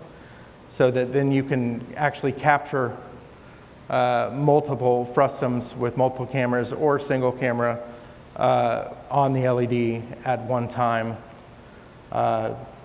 It's just, again, another option, another way to another creative tool in the toolbox. Another feature that gives you greater control is something we call shutter sync. Shutter sync with LED. You know, if previously you may have had to make some sacrifices in terms of camera settings to play nicely with LED, and the idea with shutter sync was to kind of flip that so that camera departments and DPs didn't have to do things that they didn't want to do, so they can actually input the shutter angle that they're working on, that they want to work with the LED, and the LED will then go off and do what it needs to do to play nice. And last but not least, we've now done an integration with Moses to add tracking marker generation into our system. So the tracking markers are displayed directly on the LED. If you don't want to hang a net or apply tracking markers to your floor, you can actually put them on the LED and then utilize frame remapping to basically offset that data from your camera, so the camera will not see the tracking markers. The tracking camera will, but the camera actually filming the screen and the talent in front of it will not. So yeah, so that's my story, and thanks for listening. Awesome. Thank you very much, Sean. I appreciate that. I gotta know, what are the laser beams for in Hydra? I couldn't tell you. Yeah. Okay. No. I just like laser beams. It's just for confirming distance and making sure the panel's where it needs to be relative to the Hydra. Very cool. Yeah. Well, thanks for your presentation. I appreciate that. Yeah. What kind of questions do we have for Brompton and Sean? Anybody? All right, well, Sean, thank you very, very much for your presentation. Of course, you'll be here all night to answer additional questions in case anybody has any thoughts. Yeah, thank you. Thank you very much. I appreciate that. Thanks. All right. All right, up next we have Adi Ghani from Disguise to chat about his amazing technology. Thank you very much. Hi everyone, I'm with Disguise. We make the ecosystem that a lot of these stages run on. Big shout out to Final Pixel and 86 that you saw earlier, as well as 4Wall. And we power all of their systems. They're a very good client of ours. So today I will walk you through an intro to who we are, what we do. Some of you may have already heard about us, so I'm here to answer those questions and get deeper into what we do. And then I'm going to get a little bit technical and really explain how we simplify the complexity that is a virtual production set. And then we're going to get into some of the examples of our stages and how they're used around the world. And then lastly, we'll talk a little bit about value, economics, and pricing. So we come from the live events world. Disguise has been doing some of the biggest concerts in the world for the last 10 years. In the same space that Brompton played, we are also born in the fire that is live event. Our stuff has been battle tested and incredibly robust over the years. So we make a platform today that comes from live event but is used for film, TV, and episodic. We make the servers, yes, but we also make the software. And we train you and we support you throughout the way. In a lot of ways, we make, if you say Apple makes iPhones, yes, we make the servers, but Apple also has iOS. Apple also has a Genius Bar. They also have Apple Care, and we have the same type of support for you. Our servers tie into our software suite, And there are several tool sets within that suite that give you total cohesive control of the technology stack that is on a virtual production stage. I'll talk you a little bit through it. And we sit at the very core of a stage here. If you're going to build a stage, which some of you in this room have, you're going to know that there's a ton of little bits of technologies that you have to master, you have to control, and replicate every time that you have a shoot. We take care of all of that dull technical components for you so you can focus on making content. Things like Genlock, EDIT, timecode, video playback, Unreal playback, it all comes into Disguise. And because we have done over 10 years of development on various technologies, we have a complete library of most of the major players in the world that are in this space. So all the different major camera tracking technologies, NCAM, Vicon, OptiTrack, LED manufacturers, we support them all. Brompton, Megapixel, we can run them all. We're really a universal solution for the industry at the moment where all of the technology can come into one cohesive place. So how does this all work on set? How do we wire everything up? Going into how a typical stage is set up, and this is specifically running Unreal Engine. Unreal runs NDisplay, which some of you may know very well. And what NDisplay does is it gives you the ability to scale rendering out to multiple workstations. So in this case, we're running Unreal on a primary machine, and that's scaling out to 2 additional machines, which then hook up to 2 additional LED processors, and they all work together to power a giant LED volume, so something this size.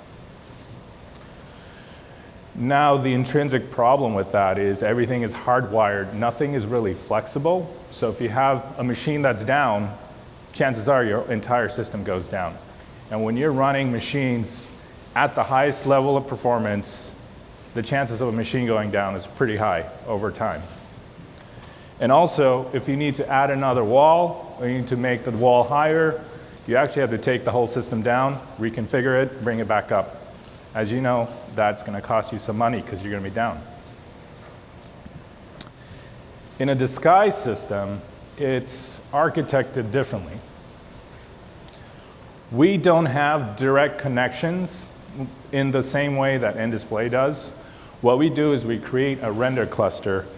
And some of you may have seen render farms and render clusters or have heard of them.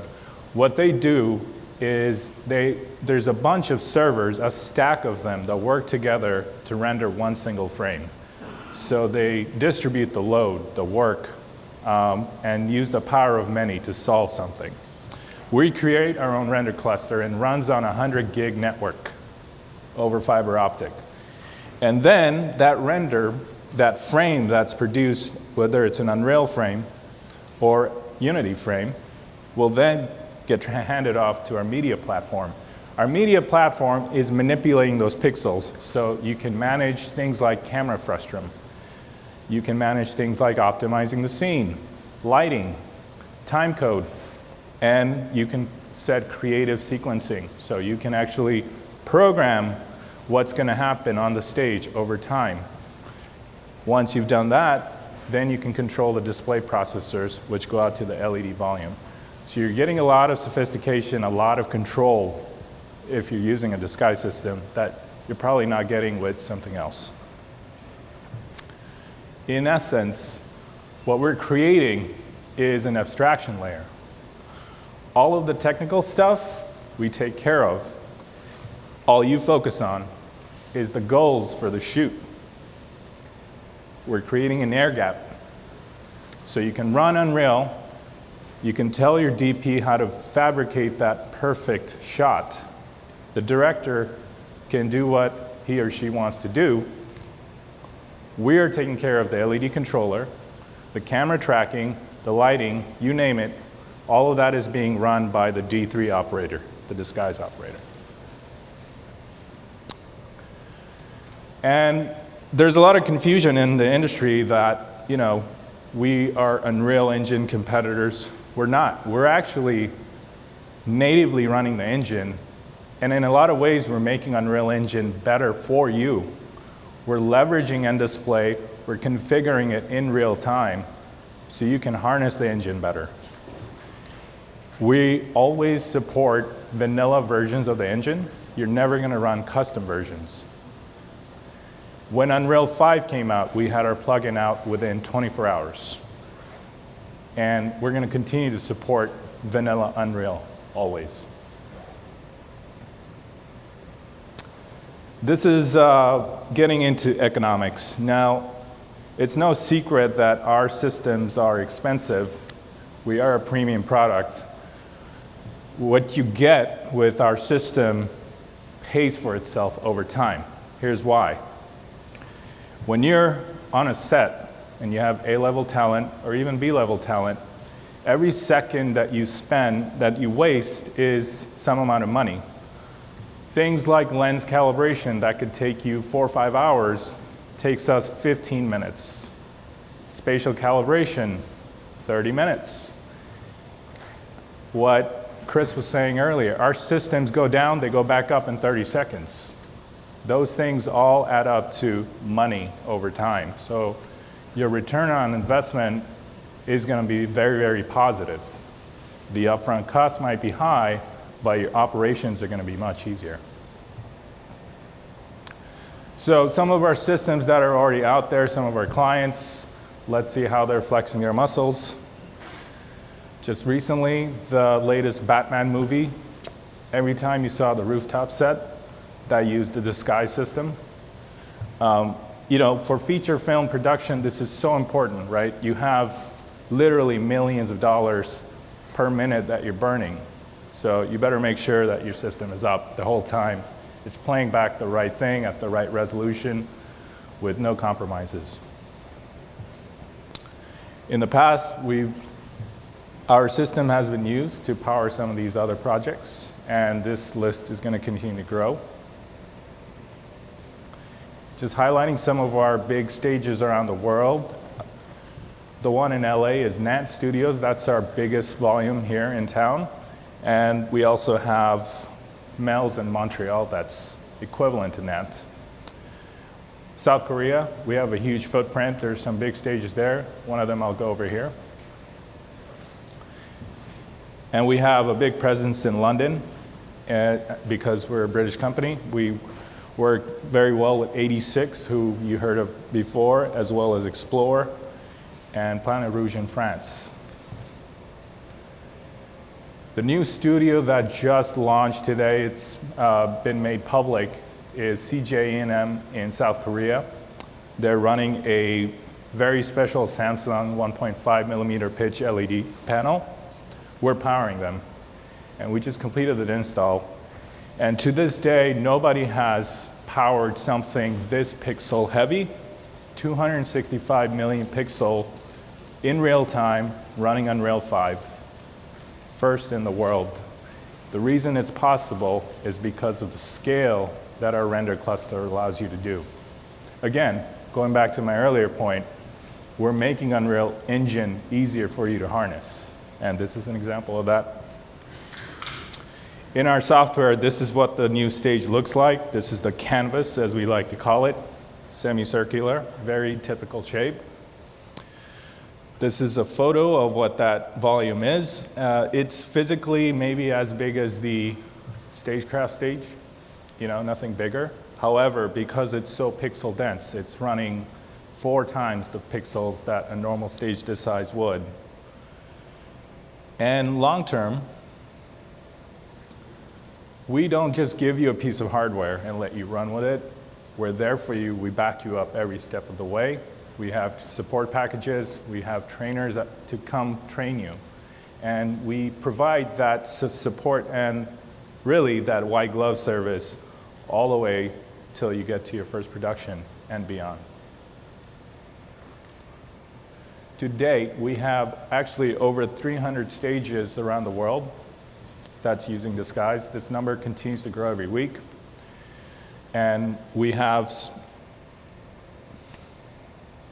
an Unreal partnership that really helps us grow our products. And they are actually, Epic Games is actually a partial owner of Disguise. And we work directly with their developers to constantly improve our software so it runs more seamlessly with Unreal Engine. Thank you. Adi, thank you very, very much. We appreciate that. Thanks, Brad. Always good to see what Disguise has got cooking. So what kind of questions do we have for Adi? Anything? Please. Yep. We have a microphone here. We got Devin around.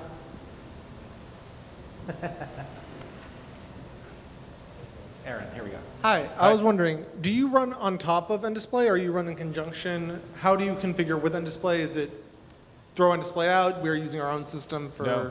Yeah, so that's a great question. We work on top of NDisplay. So we allow Unreal to run NDisplay. The configuration of the NDisplay is procedurally controlled by our system. So when there's a change made with the number of panels or number of systems, anything like that, our system will override the NDisplay configuration in real time. So it's kind of like a new front end for NDisplay? That's right. Yeah. Excellent. Thank you. And on top of that, so does that mean that on-set productions would also require a Disguise operator or not? Yeah, a great question. So yeah, in addition to an Unreal operator, you're going to need a Disguise operator, typically in the brain bar for our stages. You'll see that. The silver lining to that is you have one person that cohesively controls everything else, and you also have one person to blame if something goes wrong. There you go. That's the whole goal. Excellent. All right. Adi, thank you very much. Thank you. Yeah. Excellent. Oh. Adi, let me grab the clicker if you don't mind. Who's got the clicker? Sorry about that. Okay. Sorry about that. Next up, I'd like to introduce myself. Have a presentation on Absen LED technology, but of course we'd like to start first with a little video about some Absen projects that we've worked on.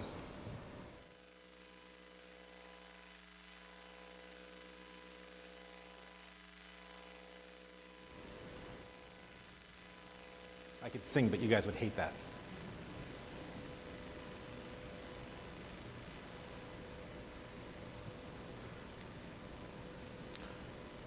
Okay, little technical frozen video issue. Let's just move on. Stand by. Anybody got one of those big signs that says technical problems, please stand by? Excellent, all right, cool. Here we go. We'll watch the video one more time, we got some time.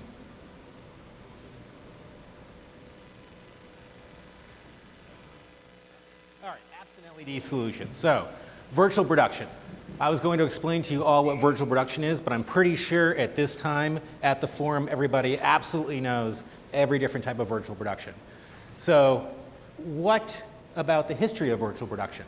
So, right now, since Mandalorian, we've been talking ad nauseum about all the really amazing virtual production technology, but virtual production has actually been around for quite some time. In fact, the very first example of a blue screen virtual production was 1940 with The Thief of Baghdad. So all the way back then, they were doing blue screen applications. And even the Ten Commandments, that was also a blue screen production as well. So virtual production in many forms has been around for over 80 years. And some other really cool examples, which I've already mentioned previously, would be Eyes Wide Shut with Tom Cruise. For example, he was walking on a conveyor belt behind a rear projection screen that made it look like he was walking down the streets of New York. But when I personally watched that movie, I had no concept that this was not being done live on the streets of New York. So that was really cool. Not only does virtual production potentially include different screens behind the talent and the stages, but you can also do different types of effects throughout history, such as green screen, which the current virtual production is constantly replacing. Green screen obviously has its own challenges, which we'll get into. So let's look at the virtual production market. Why are we at Absen so excited about virtual production and investing so much time and energy into discovering what the virtual production market needs and designing technology specifically for this application? Well, in 2021, the market for virtual production is estimated to be approximately $2.6 billion globally. And it's estimated that by 2026, it's going to grow to $5.4 billion globally. So that's an increase of over 125% or 25% year over year, which is a very high growth market for Pro AV technology. There are already over 120 major LED volumes globally, and that number is constantly growing. So it's a very exciting industry to be in. So why is virtual production so popular? We've also discussed this topic quite a bit during this forum, so I'll choose some of my favorite reasons. One reason why I personally think virtual production is amazing is it gives such creative flexibility to directors and talent. Actors and actresses can now directly interact with the content that they're trying to emote for. So when an explosion happens, they can actually see the explosion and directly react to it instead of a tennis ball on the end of a hockey stick. So that's really cool. The director of photography, cinematographer, they get to see the actual shot that they're trying to capture in the camera lens. So when they know that they got it with the skill of the actor or actress, they know that the background is exactly what they were hoping for, and they don't have to wait all the way to the post-production process to make sure that they got exactly the look they needed. The environmental factor, the concept of taking your entire crew, the technical staff, the riggers, the gaffers, your actual talent, all the prop pieces, a hero car, for example, and moving it from physical location to physical location to physical location is quite expensive and costly to the environment as well. Being able to create an entire movie, for example, using practical filming as well as virtual production in a single soundstage complex makes a lot of sense. So obviously, virtual production is very much in line with today's current needs to be economically and environmentally friendly. Also, virtual production is utilizing the power of GPUs and processing powers from PCs, and that technology has greatly been increasing in its capabilities over the years exponentially in the world. So because we have some amazing, powerful GPU technology, this is amazing, allowing virtual production to really be realized in more of its full potential, and we can only grow from here. All right, so this is actually a graphic that I believe Disguise maybe has created for us, I think. This is just an example of technology used in virtual production. And as we all know at this point, virtual production typically consists of display technology, camera tracking technology, and media server technology, all working together combined to create a seamless solution, essentially, for perspective mapping content. The part that I missed are the hundreds of little bits of infrastructure that connect all these different pieces together in a professional broadcast environment, essentially. So the types of virtual production applications. We've also discussed this a bit, but there are two major types. You can have an LED volume, and you can have XR stages, essentially. Kind of simplifying things a little bit here, but LED volumes are usually medium or large size. And typically, you use these large volumes to create movie feature films, TV commercials, TV shows, episodic series, things of that nature. And XR stages are great for live performances, music videos, corporate type customers who maybe are addressing their own employees and want to use something for XR to kind of create something creative. Also, House of Worship might be a really cool, interesting application for XR. Typically, an LED volume consists of a very large LED backdrop, which could be a flat wall or a curved wall, depending on the types of camera shots that you're trying to get. It typically also includes an LED ceiling, but of course, as we saw from Ari, you can also augment an LED ceiling with practical lighting or just use practical lighting. You have many options there. The LED used for the ceiling is also used not only to create ambient lighting, but also reflections on practical props. That's also a very important reason to have a ceiling. However, to create the perfect reflection, let's say on a car, sometimes the ceiling has to be dynamically moved and repositioned over a vehicle. So different types of ceiling applications also exist. You also typically have reflection walls, which are immovable carts used for LED volumes, to position these carts around the props in the scene that you're trying to light to create the perfect ambient lighting and reflections depending on that scene.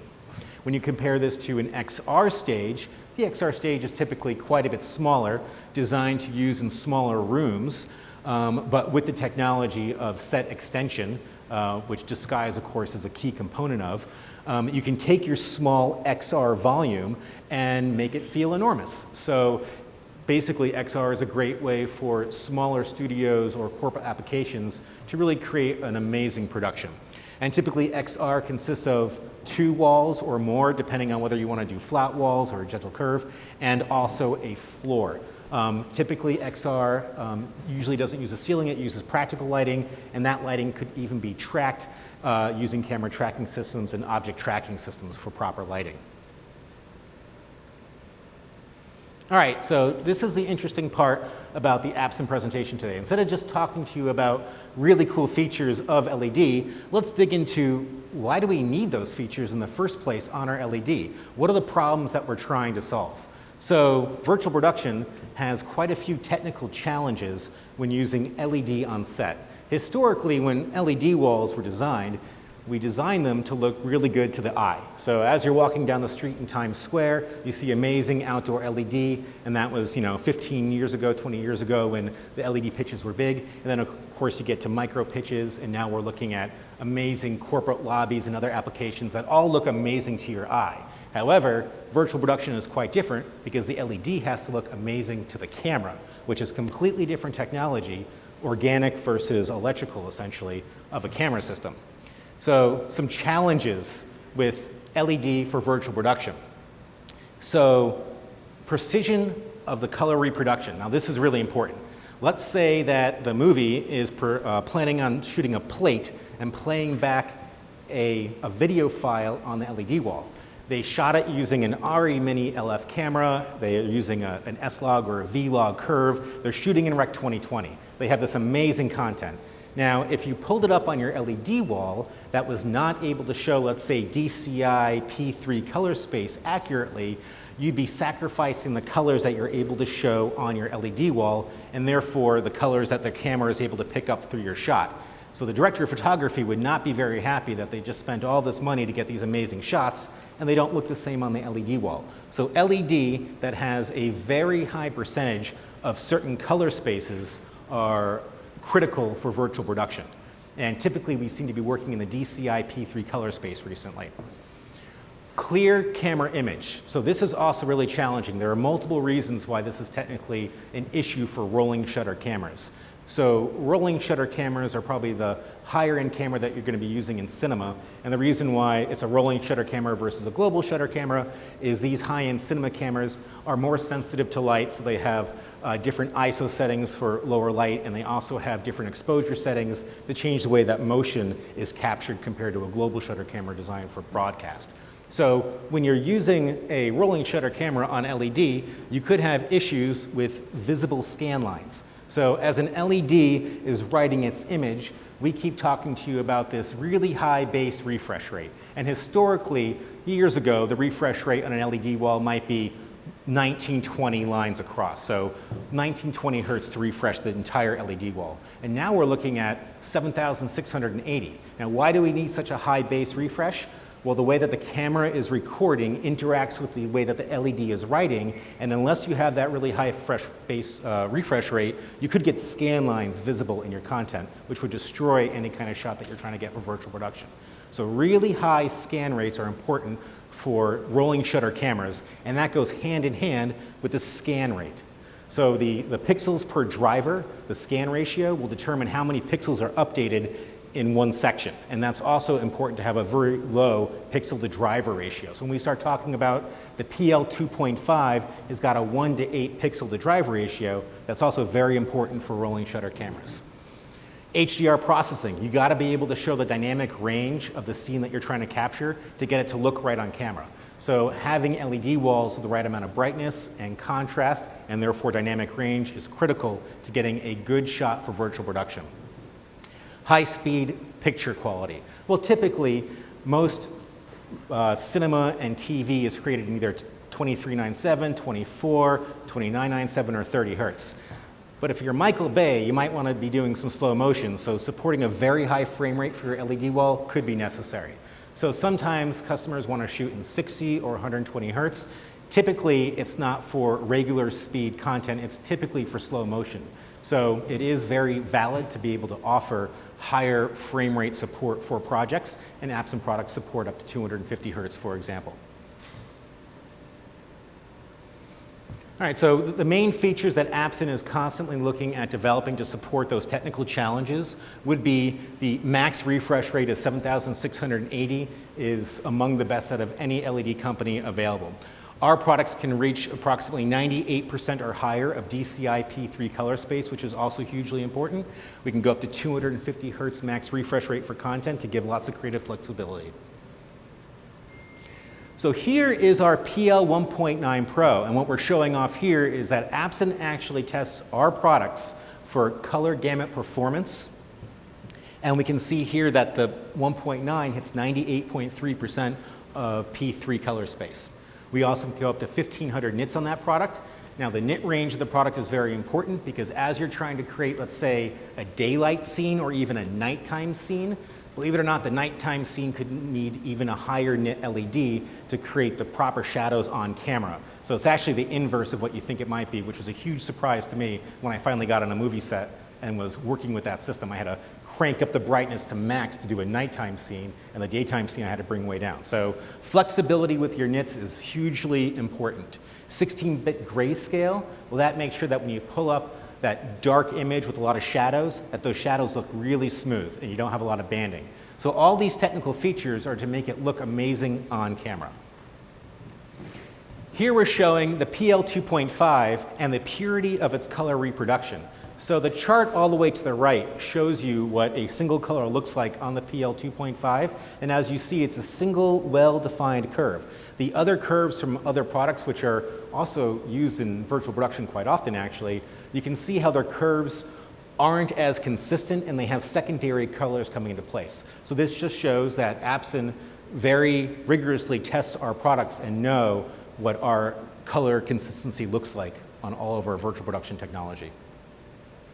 The AX Pro. This is a smaller pixel pitch available in a 1.2 or a 1.5 millimeter product. This is a great product for small and medium-sized volumes. It uses a 16:9 cabinet, so it's a bit of a different configuration compared to the PL series. But because of its tight pixel pitch, it's amazing for XR and medium-sized volumes.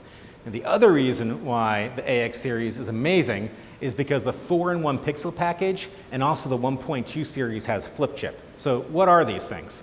So typically, one major issue that you have with on-camera use on an LED wall is moire.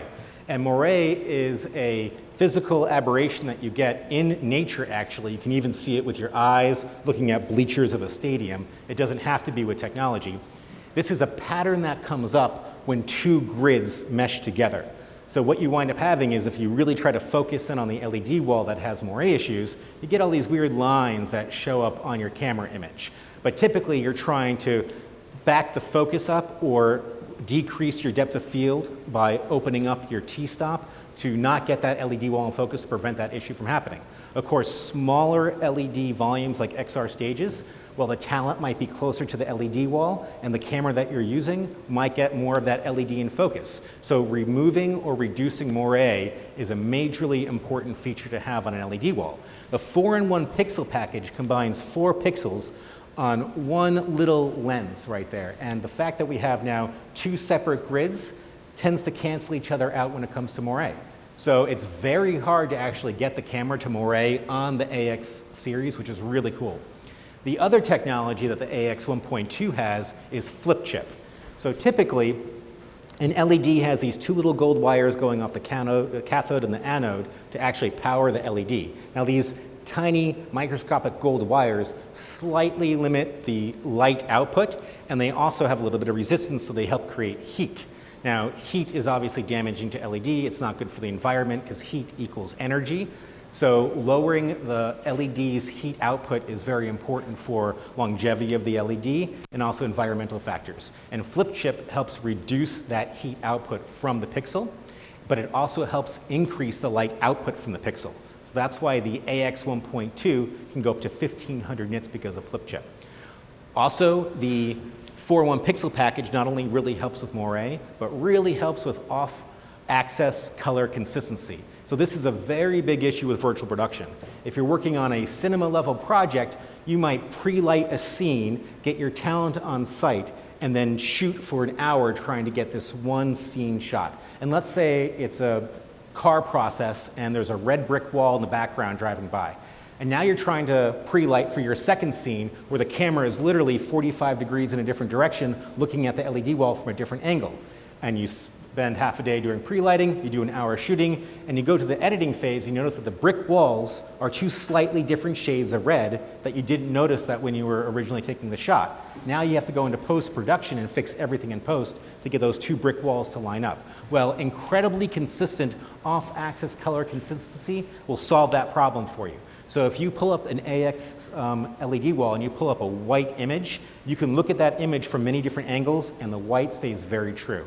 So the AX is really good for changing that angle to that LED wall and not having problems with color reproduction.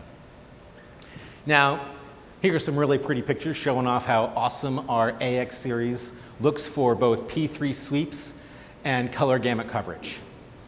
And of course, if anybody really wants to dig into this information, I'm sure that we can get it to you. We also offer amazing floor product. So XR stages obviously require a floor system as well. We offer two different types of floor, a 2.5 millimeter product and a 4.8 millimeter product. Both are a matte finish, so they're great for on-camera effects. Essentially, they don't have a lot of reflectivity, which the original floors had problems with. The 4.8 millimeter pitch is also incredibly strong. It can hold 541 pounds per square inch. So you can easily get a car onto our 4.8 millimeter pitch LED floor. As I mentioned, it's got a matte finish, and we can hold a car on it. And we also have a really cool floor system for a subframe that gives you up to 20 millimeters of adjustment for challenging floor scenarios. So Absen absolutely has amazing LED technology designed for a multitude of different virtual production applications, from the enormous volumes used to make cinema movies to XR applications. We can do the main LED backdrop walls, floors, ceilings, reflection walls, louvered transparent LED. We have all those products, and we've tested them for on-camera use for virtual production. So your inspiration, our innovation. Absen is constantly researching our technology and making sure that we have the right solution for your virtual production needs. Thank you very much. We appreciate your time. Does anybody have any questions?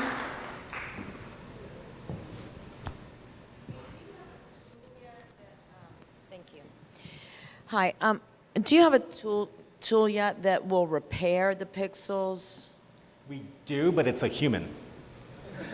Okay.